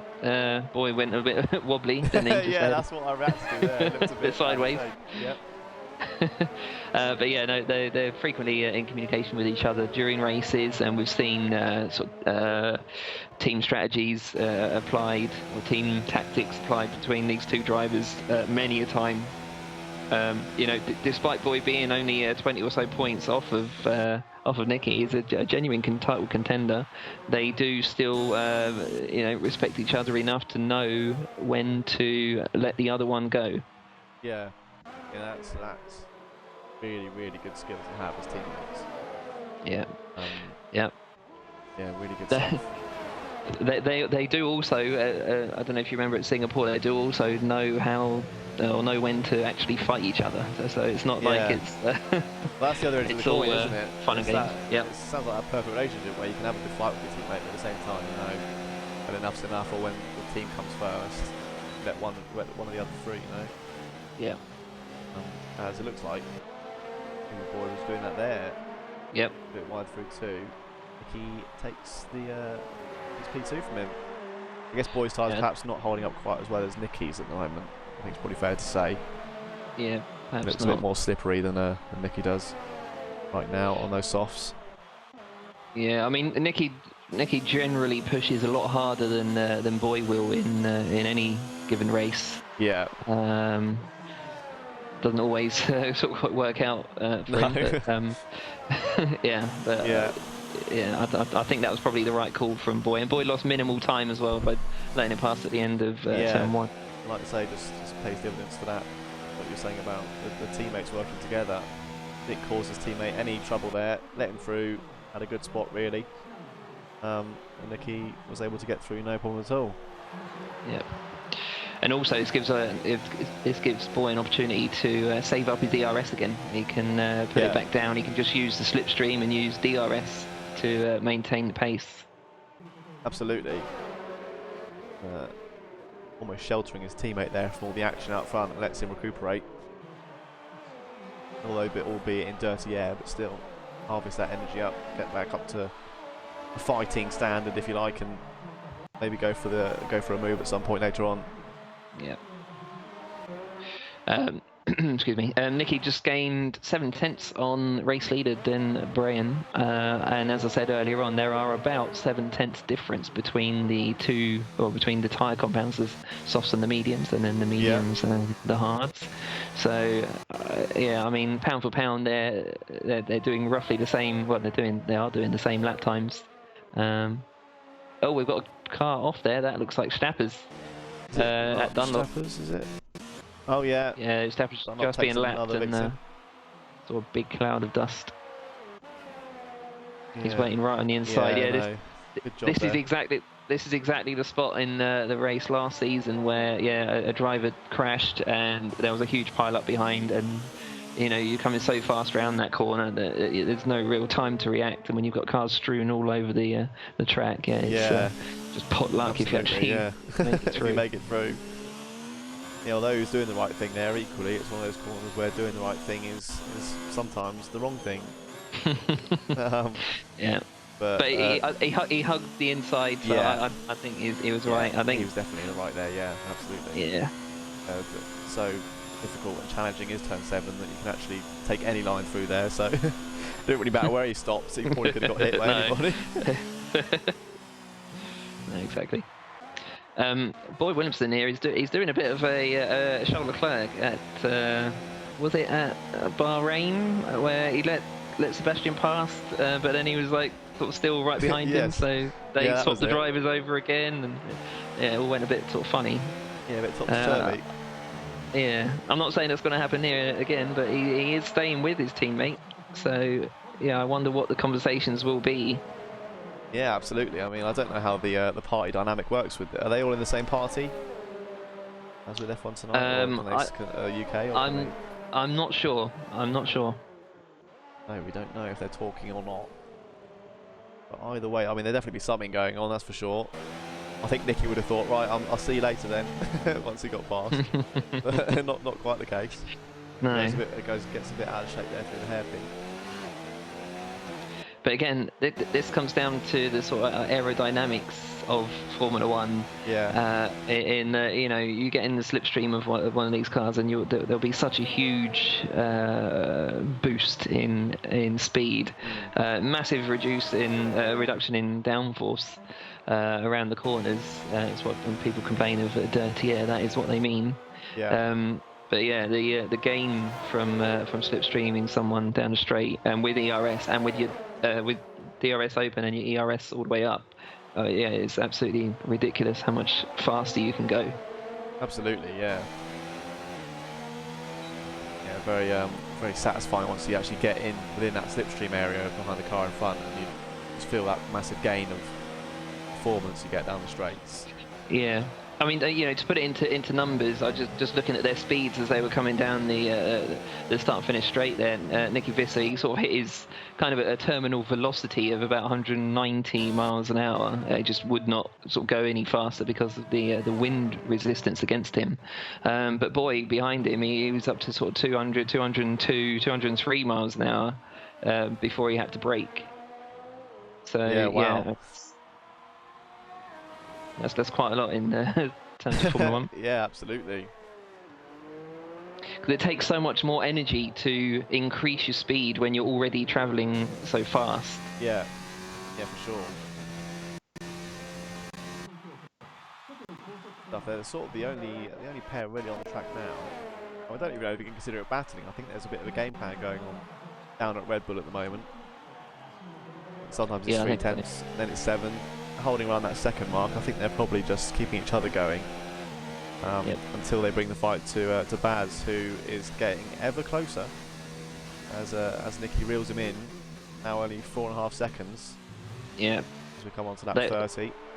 They are definitely eyeing up a 1-2. Oh boy, Williamson bit deep there into the chicane. I think he's a little bit nervous of his teammate getting a bit too far ahead of him, and he's. Yeah, Nicky just had the fastest lap of the race there, 32.9, and it's a 33.4 from Boy. Little close, 5/10 too shabby for these two just leading each other around at the moment. Yeah, those two times I just mentioned are the fastest and second fastest on that previous lap. Wow, good showing for Red Bull at the moment then. Yep. Looking very strong. And I'm sure Baz will know. He'll see that fastest lap pop up on his screen. He'll know they're coming. He'll be able to see that delta slowly drop down as they go around the track. Albeit not incredibly quick, but it's quick enough. There'll be a battle on before the end of this race for sure. And that's another way you can affect your sort of fellow drivers around you, is by setting fastest laps. And you know, that can have a psychological effect on the other drivers, particularly the ones in front of you, because they'll be even more aware that you are catching them. Yeah, definitely.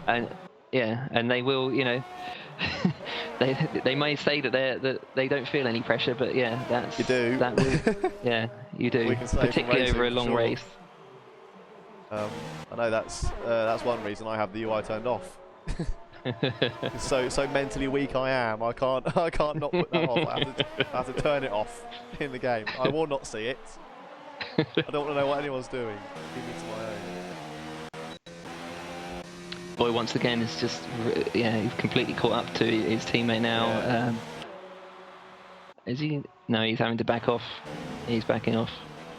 Yes, they're kind of both working towards. Although they have they dropped off a bit. It was 4.2, now 4.4. So it's holding steady at the moment. Yeah. Now, in this sort of situation, the ideal thing would to actually be sort of leapfrogging each other down that start and finish straight. So one will lead a lap, then the other will lead a lap.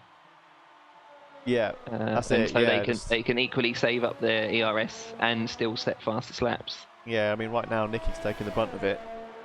Well, I think Boy was before, so maybe they're doing a couple of laps each. Interestingly, Martin Pardikuma is the only one not to have stopped yet. That's quite right. 29 I think. laps. I think he's lap down, perhaps. I think didn't he come in lap 1? I may have done. I'm seeing no stops on my detail. Yep, no, you're right. He was a lap down. He was a lap down. He's done the same number of laps. Yeah, same number of laps as Damie on those tyres, but of course Damie is a lap ahead. So yeah, he is going deep. Maybe trying to think. Perhaps medium to softs. Yeah, could do. One stop. That's I wouldn't have thought that at the start of the race. No.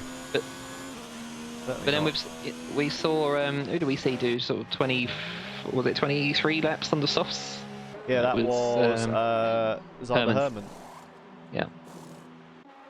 Or Carlos Sainz, as we can call him. As Nicky Visser is in the pits onto his mediums. That'll be his last stop now. Is that soft, medium for him now? No, medium, soft, medium. Medium, soft, medium. Okay. Yes, medium, soft, medium. There was one more. We're all doubting ourselves. I have no idea what's going on. It definitely started on mediums. Yeah, no, he was on soft. Medium, soft, medium. Yeah. Like I said, so I'm not quite sure. Oh, that's still it. Right. So I was just about to say, this right now is Boy Williamson's time to shine, really, because if he can set an absolutely blinding lap with his teammate nowhere near him, that can give him the overcut and actually put him ahead of Nicky net. Yeah, you're right. If he's on absolutely. the same strategy. Yeah. Certainly can. I think he'll be. I mean, I would have thought he's probably going to the end on the mediums he's on now. He's only done 9 laps, unless he's going to do a little stint on the softs towards the end, perhaps. Yeah. Now, if I was Boy, yes, and he's doing it. If I was Boy, I would definitely stay out because there's definitely energy left in these tyres. Oh, sure. I think Nicky's pitted too early, and yeah, this is Boy's chance to win the race effectively. It is, yeah, and get that all-important Grand Slam we haven't seen yet so far this season. Well, Boy won't get it because he hasn't led every lap. No, sorry, he hasn't led any lap. I'm talking about Baz. Oh, right. I'm getting the 2 Bs modelled up. The Bs. Now Boyd we're can on the same prevent. page, because I thought you were talking about the mediums coming into pit again. I was thinking, what are you on about? But no, yeah, quite right. As you were. Yeah, so if he can do maybe 5 or 6 super fast laps, that can put him far enough ahead of Nicky to to give him an opportunity to say, well, I'm not going to just let you pass because you're too far away from me, so you'll have to race me to the end. Yeah, quite right. The other Haas of Voor is also off at Dunlop. That corner must have taken about 10 drivers so far this race. Yeah, I'm sure I've seen a few dents in that Armco barrier on the. Yeah, absolutely.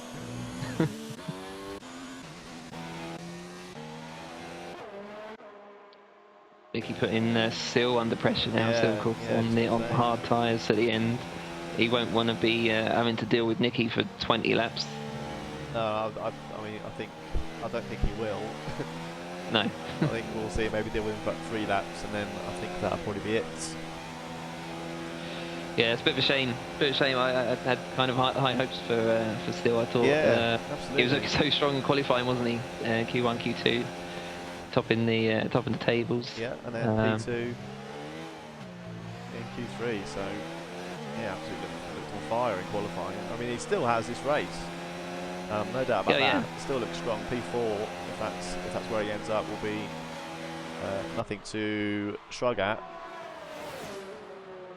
Easy move around the outside for Nicky there. And like we said earlier, another confident move, well made.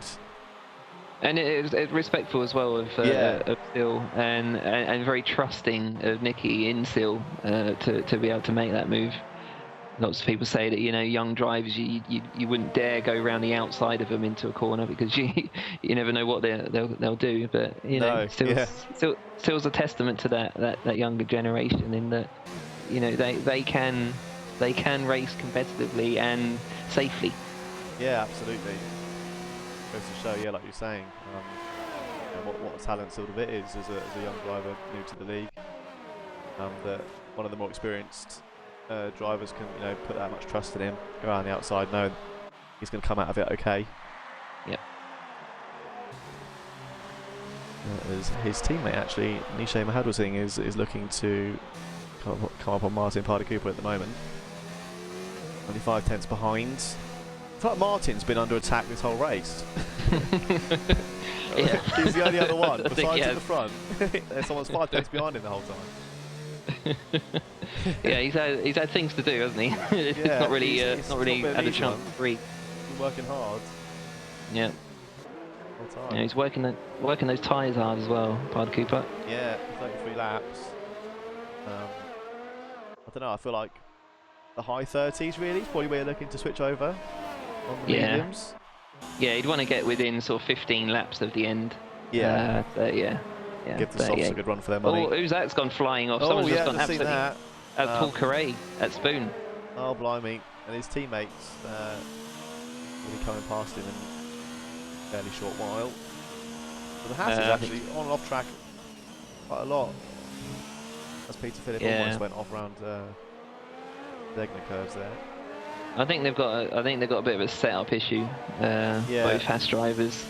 It's not looking comfortable. It's almost like the anti-roll. I know I always talk about the anti-roll, but the anti-roll on the the rear might be a bit too hard.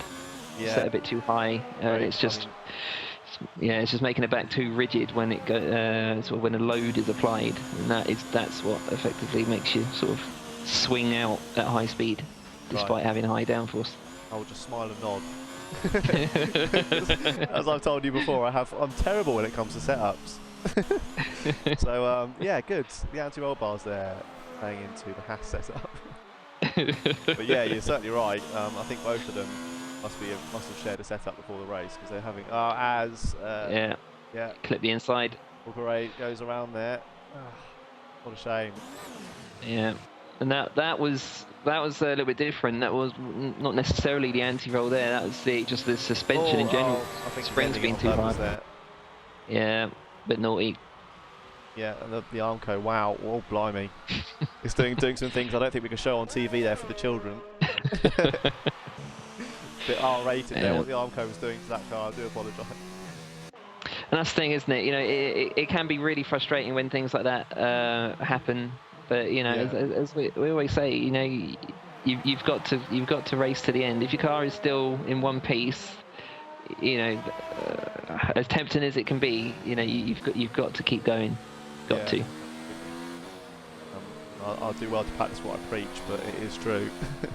You know, not crashing yourself out can be vital. I don't know if you're aware.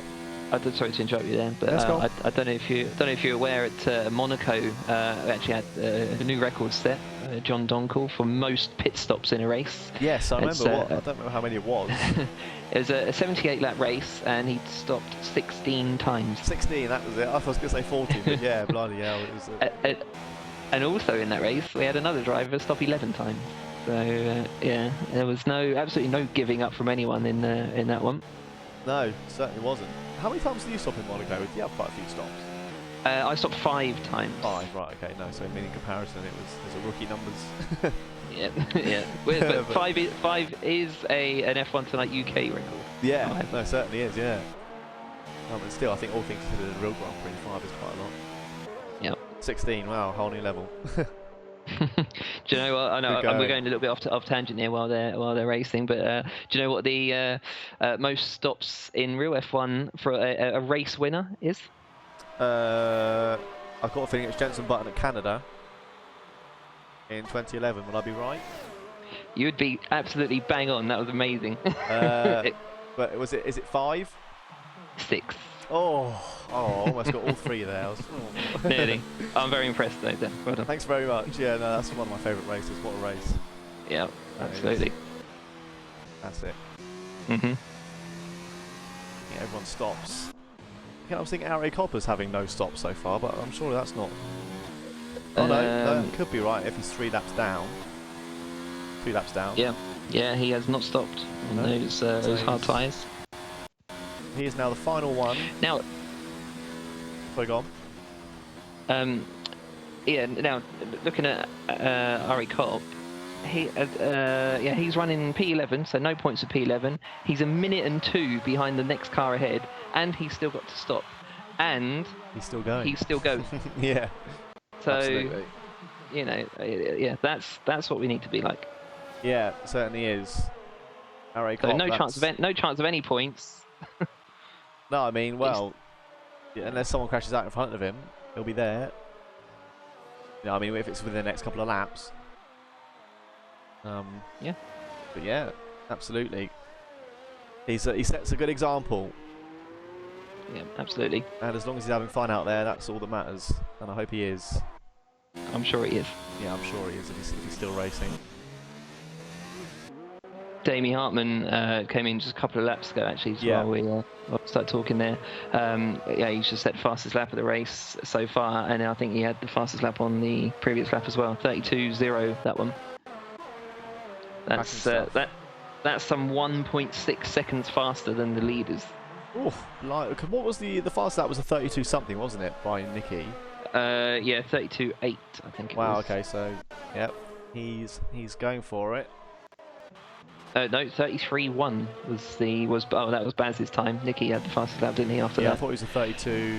32.9. 32.9. Okay. Yeah, I think all things considered, Damien will be pretty happy with P7.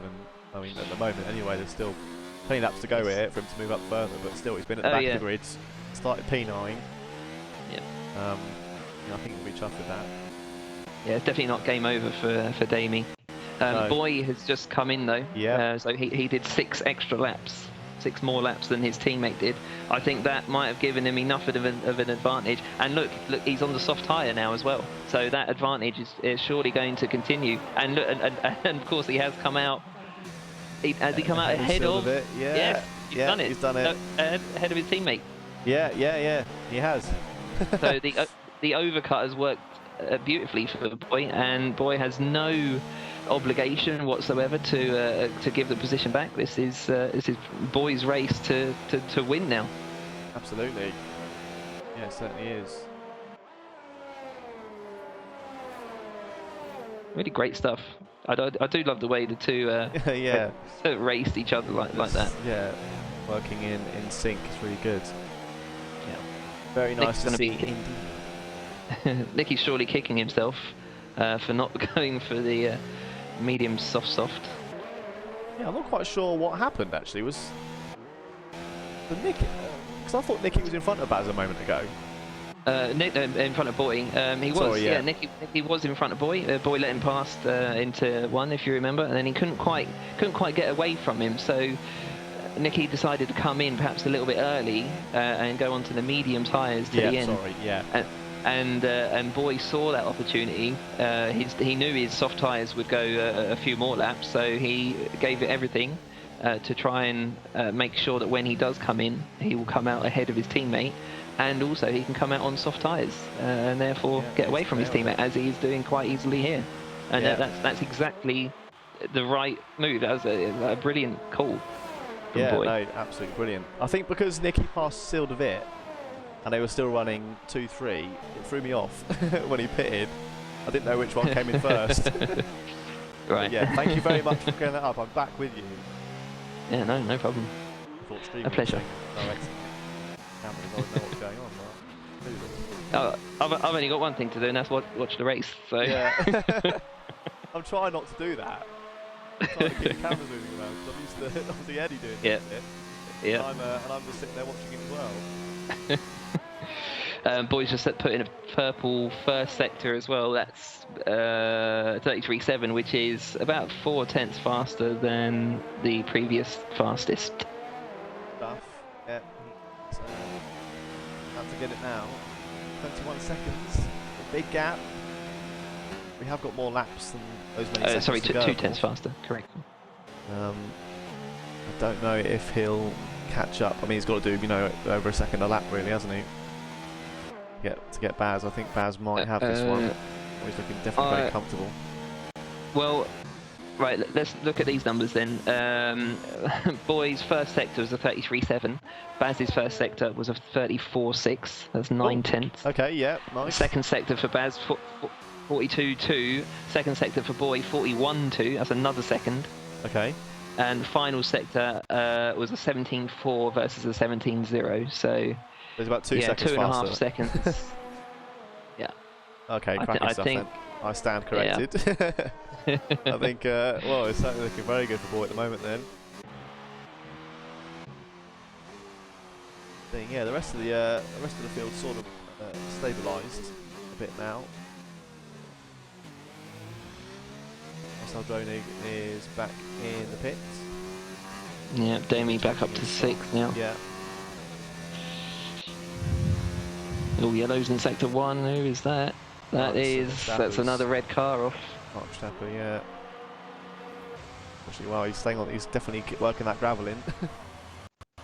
I think that was out of the safety of the drivers, which was very good of him. But he didn't get back on. Steppers just picked up a 10-second penalty for coming on from one side of the grass to across the track and on to the other.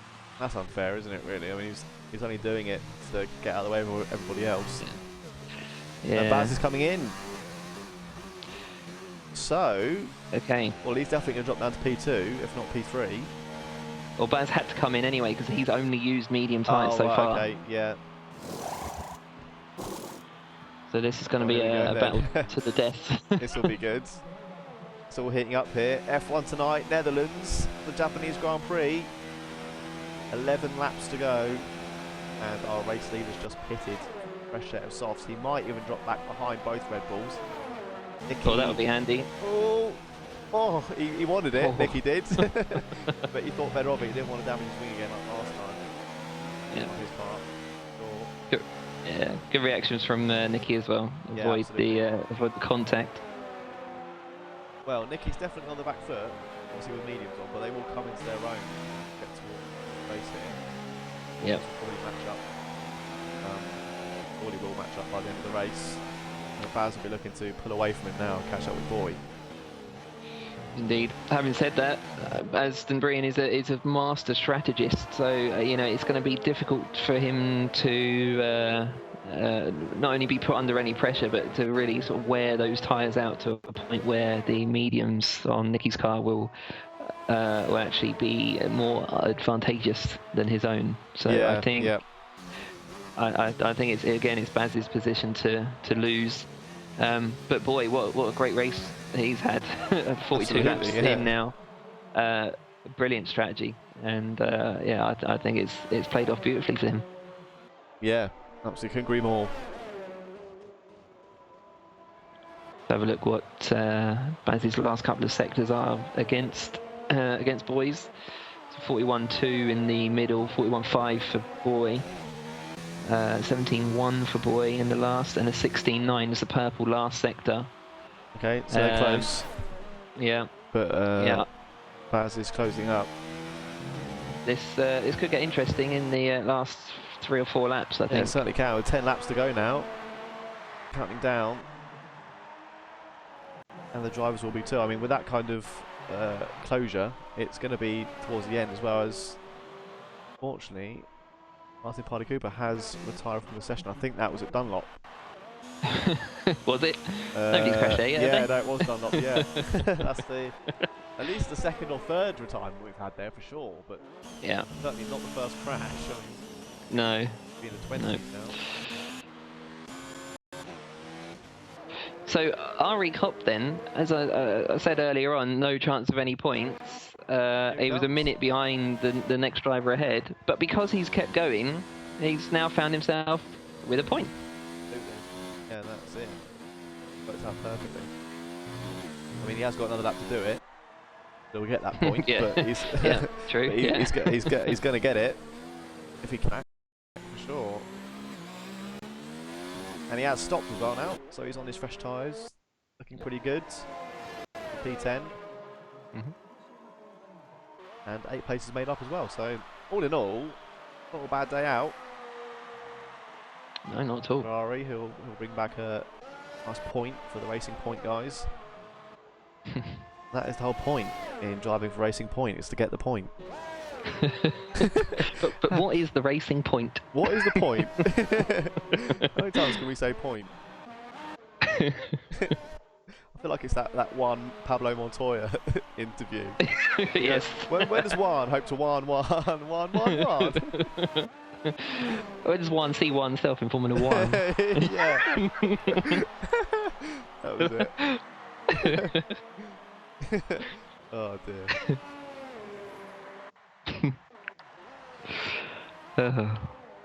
Gap back up to 5 seconds now. It was 3.5 a moment ago. I wonder if Baz and Brian made a mistake. Well, in fact, that first sector was a 34.5, but which isn't too bad. But Boy's just done a 33.7, new fastest first sector.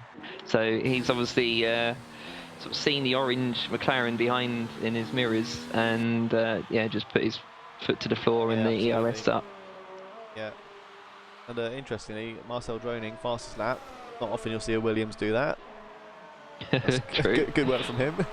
There's Nisha Mahavasingh also in the pits now. Although you will see Marcel Droning set a few fast Absolutely, laps, yeah. particularly this season. It's a 31.986 I've got on my telemetry for that lap. Good stuff. That's pretty close. Was it a 32.0 from the last one, was it? Yes. Close to 32.0? Yeah, 32. 32.080. So yeah, exactly Close, 1/10, more or less 1/10. Nice, good stuff. Yeah, so of our finishers, there's not that many losers really here. I mean, Baz is down 1 place. Sildavit down 2, and Nisha Mahadwasingh also down 3. All the rest of them have progressed up the field. Nicky, of course, still racing where he started. Yeah, but he certainly, yeah, you know, you can't say he hasn't had an eventful race, Nicky. No, certainly not. Ari Kopp now takes P10. So there we go. Welcome to the points, Ari. I think that's his 3rd successive points finish, as long as he does finish. I mean, that's so important in this game, is consistency. You haven't got to be rapid. You haven't got to be... Well, I think that's probably the only other thing really, isn't it? Rapid. But, you know, if you can be consistent, you know, that can win you championships. Yep, exactly. Exactly. You don't win championships by just being the fastest driver. No, absolutely not. Speaking of fastest drivers, though, Baz 1:31.8. He's turning up the tempo now. He wants to win. He does. Absolutely wants to win. It's his, as I said earlier on, it was his to lose. It led every lap up until his pit stop. But he did not come out ahead of Boy. Boy just absolutely had an amazing middle stint on those soft tyres. Yeah. And that's what's effectively possibly going to win him the race. Yeah. Yeah. I mean, certainly. I mean, it's looking that way. It's gone up from 4 again up to 5.2 now. The gap to Baz behind him. Yep. Looks a bit slippery there out of the hairpin, but nothing too drastic. Let's have a look at his tyres. We're on those 7 laps now, so they're still well within their lifespan. And they will be, of course, across the line in 7 laps' time. New fastest first sector again from Boy. Wow. So he's you know, that's a perfect example of someone that's really not just caring about the pressure. He knows Baz is coming for him, or at least going to. Yeah. And wants to, for sure. Yeah. He's just saying, no, focusing on what's ahead of him. Putting in the fastest sectors. Happy stuff. Yeah, I mean, I'd have to be honest. The top 3 at the moment in this race, all 3 of those really, in my opinion, don't feel very much pressure from anyone. As far as I can tell. Nicky may say different. He may say, "Oh, that was the hardest race I've ever done," and he said that when he won by like a full minute at Bahrain. So yeah, a little bit. Yeah, that was so tough. It really just smashed it. But certainly Baz is an absolute robot when it comes to drivers behind him and things. It just nothing works. Nice man, eh? Yeah. Good stuff. Guys seem to have found that perfect mentality when it comes to driving. Or close to it, at least. Absolutely. Yeah, absolutely.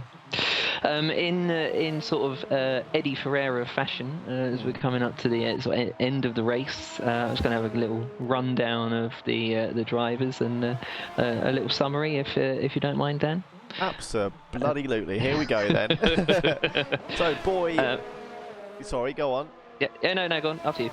So, Boy Williamson currently leading the way. I'm just going to get James up. He's 5 places up there, and as Adrian, you've touched on many times this race, his strategy has worked out absolutely beautifully. It came out in front of Baz, and that's what we look back since, to be honest. The gap's slowly tumbling. A little bit. I mean, tumbling's a strong word. Slowly coming down.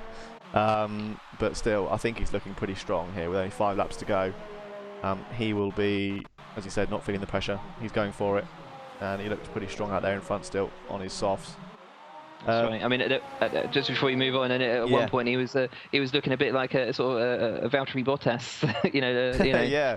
Yeah, absolutely. Yeah, Boy, it's James, and can you let Nicky pass? Yeah, quite right. It was a bit like that, wasn't it? He almost looked like Hamilton's gunman in sitting behind Nicky, you know. Yeah. And then all of a sudden, right, my turn. Yeah, I'm off, exactly. And then there you go. He wants to win, and he's going for it. Yeah, bang on. Yeah, Baz Bryan in the McLaren P2, losing out that one place. He was looking absolutely spot on up until I think he probably made that second stop onto the mediums again. And that's probably been his downfall. On for a Grand Slam, unfortunately. Not going to be that way now. Well, definitely isn't going to be that way now. The win, perhaps. You never know what can happen. 5 laps to go. It's all to play for still, of course. And Baz will certainly know that he's still pushing for that win. Still going for it, but yeah. That's right. It's not easy to knock Baz off that top spot when he's on form no. like he has been in this race. So very well. Williamson just hammers it home again with another fastest lap. Nicky Visser though, P3. He's still where he started, although he has been higher than that, of course. Challenge still to Vitt to start with. Then just had, I think, didn't he have a moment at some point? Or was it just the pit stops that kind of put him back? Yeah, no, it was just the pit stops. Oh, Yeah. he had a new nose, didn't he? Oh yeah, that was it. Yes, he he touched his teammate, or the other, or he may have done Baz into turn 1. Yes. I think it was Baz, yeah, and he lost his end plate, and that was it. Yeah. So that's really been, unfortunately, that's been his kind of Achilles heel this race. Yeah. But nonetheless, looked racy as ever. And as Baz there, we're watching him, he's going off road. Nicky, yeah, unfortunately, yeah, it's kind of just been the end of his race as that got wing damage, but still, P3, nothing to turn your nose up at. And that would also explain why he came in early, knowing that his tyres would probably still do a few more. So yeah, he was forced to change his strategy actually. Yeah. But yeah, absolutely not taking anything away from his teammate. They've done a bang up job. Yeah, it's been a very strong race from Red Bull. Very good show of teamwork, as you've been pointing out throughout the race, looking really good. Sil de Vit, P4 for Renault. Bit of a funny one, isn't it, really, Sil? Because he looked, I mean, still, like we said earlier, he still looks strong in this race, but he looked absolutely on fire in qualifying. First and first in Q1 and Q2. Second, granted by quite a bit to Baz. I think once he got in his form, Baz was kind of unstoppable at that point, but still, Sil, P2, looked really good. And then just, he's had a bit of a kind of backwards race. Yeah, I mean, nobody can ever deny Sil's talent, particularly over a single lap. Yeah. You always find him sort of very, very high up in qualifying, but yeah, during his race he just had a bit of a moment, lapse of concentration or lack of composure. Yeah. And I think he tagged the back of was it the back of Boy's car? I think so. Yeah. There's been a couple of coming together, and I can't quite pinpoint which of them happened. But yeah, I think Sil de Vit was another one that fell foul of some wing damage, and that's kind of relegated him back to where he is. But still, P4. Obviously, was running P3, but when Nicky came back out on the fresher tyres, he was no match really, unfortunately, on the compound. So he is P4 for Renault. Still good place. He'll be happy with that, I'm sure. Zander Herman, P5 for Williams. They're leading Williams at the moment, although his teammate P7 not too far behind. They're looking pretty strong this evening. Good race, up 2 places from the start. Capitalised on a couple of other people's mistakes. I think he's had a couple of, or at least the odd tag on his wing, I think. We had to come at some point. Yeah, I think he came in on the first lap. Did he? No, he didn't come in the first lap. No, actually, was he? Because I think he came. Oh no, he was out on his first tyres for a long time, wasn't he? Yeah, that's right. Yeah, he seems to really like these mediums. I think he did 30-something laps on the mediums, then just 1 or 2 on the softs, and then he's back on the mediums again. Yeah. So a strong look for Williams for sure. I mean, 5 and 7 is nothing to kind of not look at, and they're looking pretty good out there today. Damien Harmon, though, is next up on the list, P6, sandwiching in between those 2 Williams. I mean, a good race, I think you could say. He's defending the championship lead at the moment, isn't he, by 3 points. That's definitely going to change after this race, but not drastically. Well, he's going to lose 7 to Nicky. Yeah. So yeah, he'll be 4 points behind now. Nicky will retake the lead. Yeah, so nip and tuck between those 2, but still, I think he's up 3 places from where he started. P9, qualifying I don't think went his way. Quite surprised by that result. P9 where he started, but he has been in the dark depths of P18, and he's recovered from it up to P6, which I think no mean feat. Done a good job there of that back up to top 10 into the points for Rosso. Was his teammate, one of the surprise DNFs, so the sole the sole point winner for Toro Rosso this race. Yeah, absolutely stonking recovery from Damie. He was up 3 places in the first 2 corners, and then had a bit of a coming together with someone, and had to put in at the end of 1, and as you said, dropped to 18th. But yeah, brilliant stuff to come back to P6. Yeah, absolutely. And that's the thing. I know we run out of time, but that's another thing. When that's what makes a champion driver, is someone who's able to bounce back from the depths of despair. Yeah, yeah, absolutely. Couldn't have said it better myself. Yeah, it's that key point of not giving up, isn't it? When you're at the back, not throwing yourself off track and just calling it quits, sticking in it and coming back, keeping that fighting attitude up. And Damie's done exactly that today in P6. Oh, sorry, Sildovitz just spun. Sildovitz just spun. He's just lost P4. Oh, okay. Well, that's things are changing. Sander Herman now up to P4. Oh, that's a real shame. Was that Dunlop? That was no. Yes, it was. Sorry, yes, it was Dunlop. Oh, classic. He's taken everybody this race, I'm sure. Real shame for Sildovit there. P5 for him now. We will coming on to Marcel Droning, the other Williams. Yep. Another good race, up 3 places. I think he's actually had a fairly quiet race, hasn't he? Really. He has, yeah. And we always find him either between 3rd and 7th. He normally finishes every single race. And yeah, this is another good race from him. There's another 6 points. And yeah, as I said, it's been a pretty quiet one. He's just kept himself out of trouble, out of the way, and he's just doing his thing. Yeah, I'm sure he won't be complaining. That's always nice to have a quiet one and come out clean from that. Yeah. I'm gonna have to probably go back to Boy pretty soon. He's coming round the 2nd sector now. It's a hairpin, isn't he? Yeah, he's pretty close halfway round. Nishay Mahadwasing though. Disappointing. I think he'll probably feel disappointed. I should say. 3 places down. Had a couple of moments, hasn't he? Unfortunately. Probably more pit stops than he would have wanted. Yeah. It's just not been a great day for both Renaults. Yeah. It's a big shame. I had high hopes for both the Renaults. Yeah. Still double points finish. Can't complain, but yeah, like you say, both would have wanted more, I think, out of this one. I just want to go back to Boy. I don't want to miss him across the line. But just commenting on the other 2, Peter Phillip, the Hasses not been on it today. Mark Stapper's neither of the Ferraris, but Ari Kopp. We're just at the points now, unfortunately. But anyway, yeah, he just got overtaken by Stafford. Boyd Williamson comes down the final corner, crosses the start-finish line to win the Japanese Grand Prix. F1 tonight, Netherlands. Congratulations, Boyd. Smashing job, mate. But Baz has won it on time penalties. Sorry, Baz has won. There we go. So, well done, Baz. Baz had no penalties. Boy had 3 seconds of penalties. Well done, and Boy baked up and say, I don't like you very much. Say goodbye to your wing. But yeah, brilliant stuff. Baz Dembrayan wins the Japanese Grand Prix. For F1 tonight, Netherlands. Smashing stuff.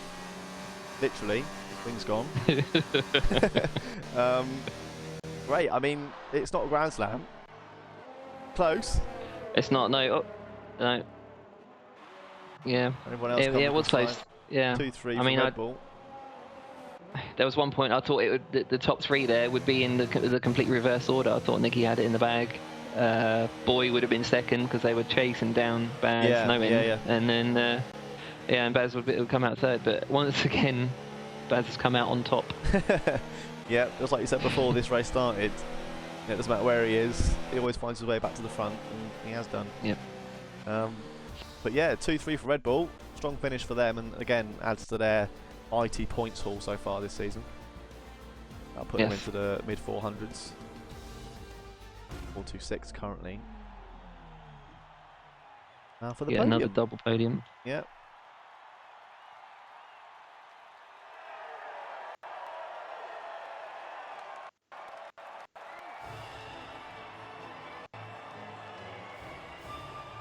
Great stuff. I think Baz will be very, very happy with that. The shame it's not close to the points, really, isn't it? Yeah, it is. Yeah. Because I mean, we could have easily a 4-way battle for the. I mean, it's still possible. Got enough rounds for it. I don't think you can count them out yet, can you? Not mathematically, no. But no. I mean, obviously, it's a challenge given guys at the front. Yep. Driver of the day, Dan. I'll leave this one up to you. Oh, the pressure. Do you know what? It's tight. Just know this when I say this answer. It was close in my head. It's 50-50. I'm going to have to say Boy. I knew you were going to say boy. That's who I was going to give it to as well. So Oh, yeah, okay. That's all right then. congratulations. I mean, but Baz, equally brilliant. But I just think boy looked so wrong for that. Saying about the penalties. Yeah. Other than that, it was only the one penalty. Yeah, only the 3 seconds. That was it? Oh, okay. Yeah. Stuff. Apologies, not running drivers. They're order now, but I did do it before the end of the race. I think it stayed more or less the same. Yeah, it the did. top two that swapped. Obviously, the big shock, Ari not getting that 1 point. That is really devastating. I mean, he worked so hard. Who was that? That was that Stapper as well that took him at the end, Mark Stapper. Yeah. I thought he was out of the running. Mark was off for the S curves. I thought that was Ari's. That was it. No. But, no, unfortunately, taken away from him in the dying moments. The 11, where he ended up. But there we have it.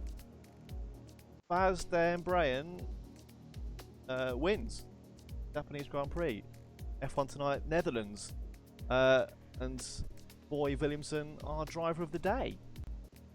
So, well, you've also forgotten one more award that I'd like to give out, and that's the commentator of the day.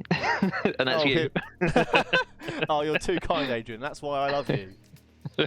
Thank you very much. I'm honoured. You're very welcome, mate. I want to thank Eddie for training me, for giving me a massive rundown before this and calmed me down. I was in the right state. Adrian will tell you. You will. I've been to the toilet more times than I can count. And I hope the viewers are happy. I'm sure they're happy with Eddie's replacement, and I think we're more than comfortable between us continuing on from where he left off. Good. Well, I'm pleased. Yeah, it will only get better, everybody. It was the first one, so it was a bit of a rough one. Hopefully, my internet connection will hold up next time. We won't lose it midway through. But other than that, I think are we okay to say goodbye? Yeah, we're fine to say goodbye. Won't be no podium interviews tonight. Okey-dokey. So next week we're at USA. Yeah. Next Thursday. And I can't wait because I'm gonna be. He can taste the podium. Okay. I'm ready for that one. So get ready for American accent every now and again at the US Grand. But yeah, join us then. And F1 Tonight UK is back on apps with Stream. I know Sim, I think. Yes, possibly. That's in the pipeline. But yeah, we'll keep drivers and viewers updated. Yep, lovely stuff. Well, thank you everybody for watching. I hope you've enjoyed it, and thank you for bearing with me. but for me, it is a good night and one final huzzah. And it's huzzah and good night from me. Thank you. Cheers, guys. Good night.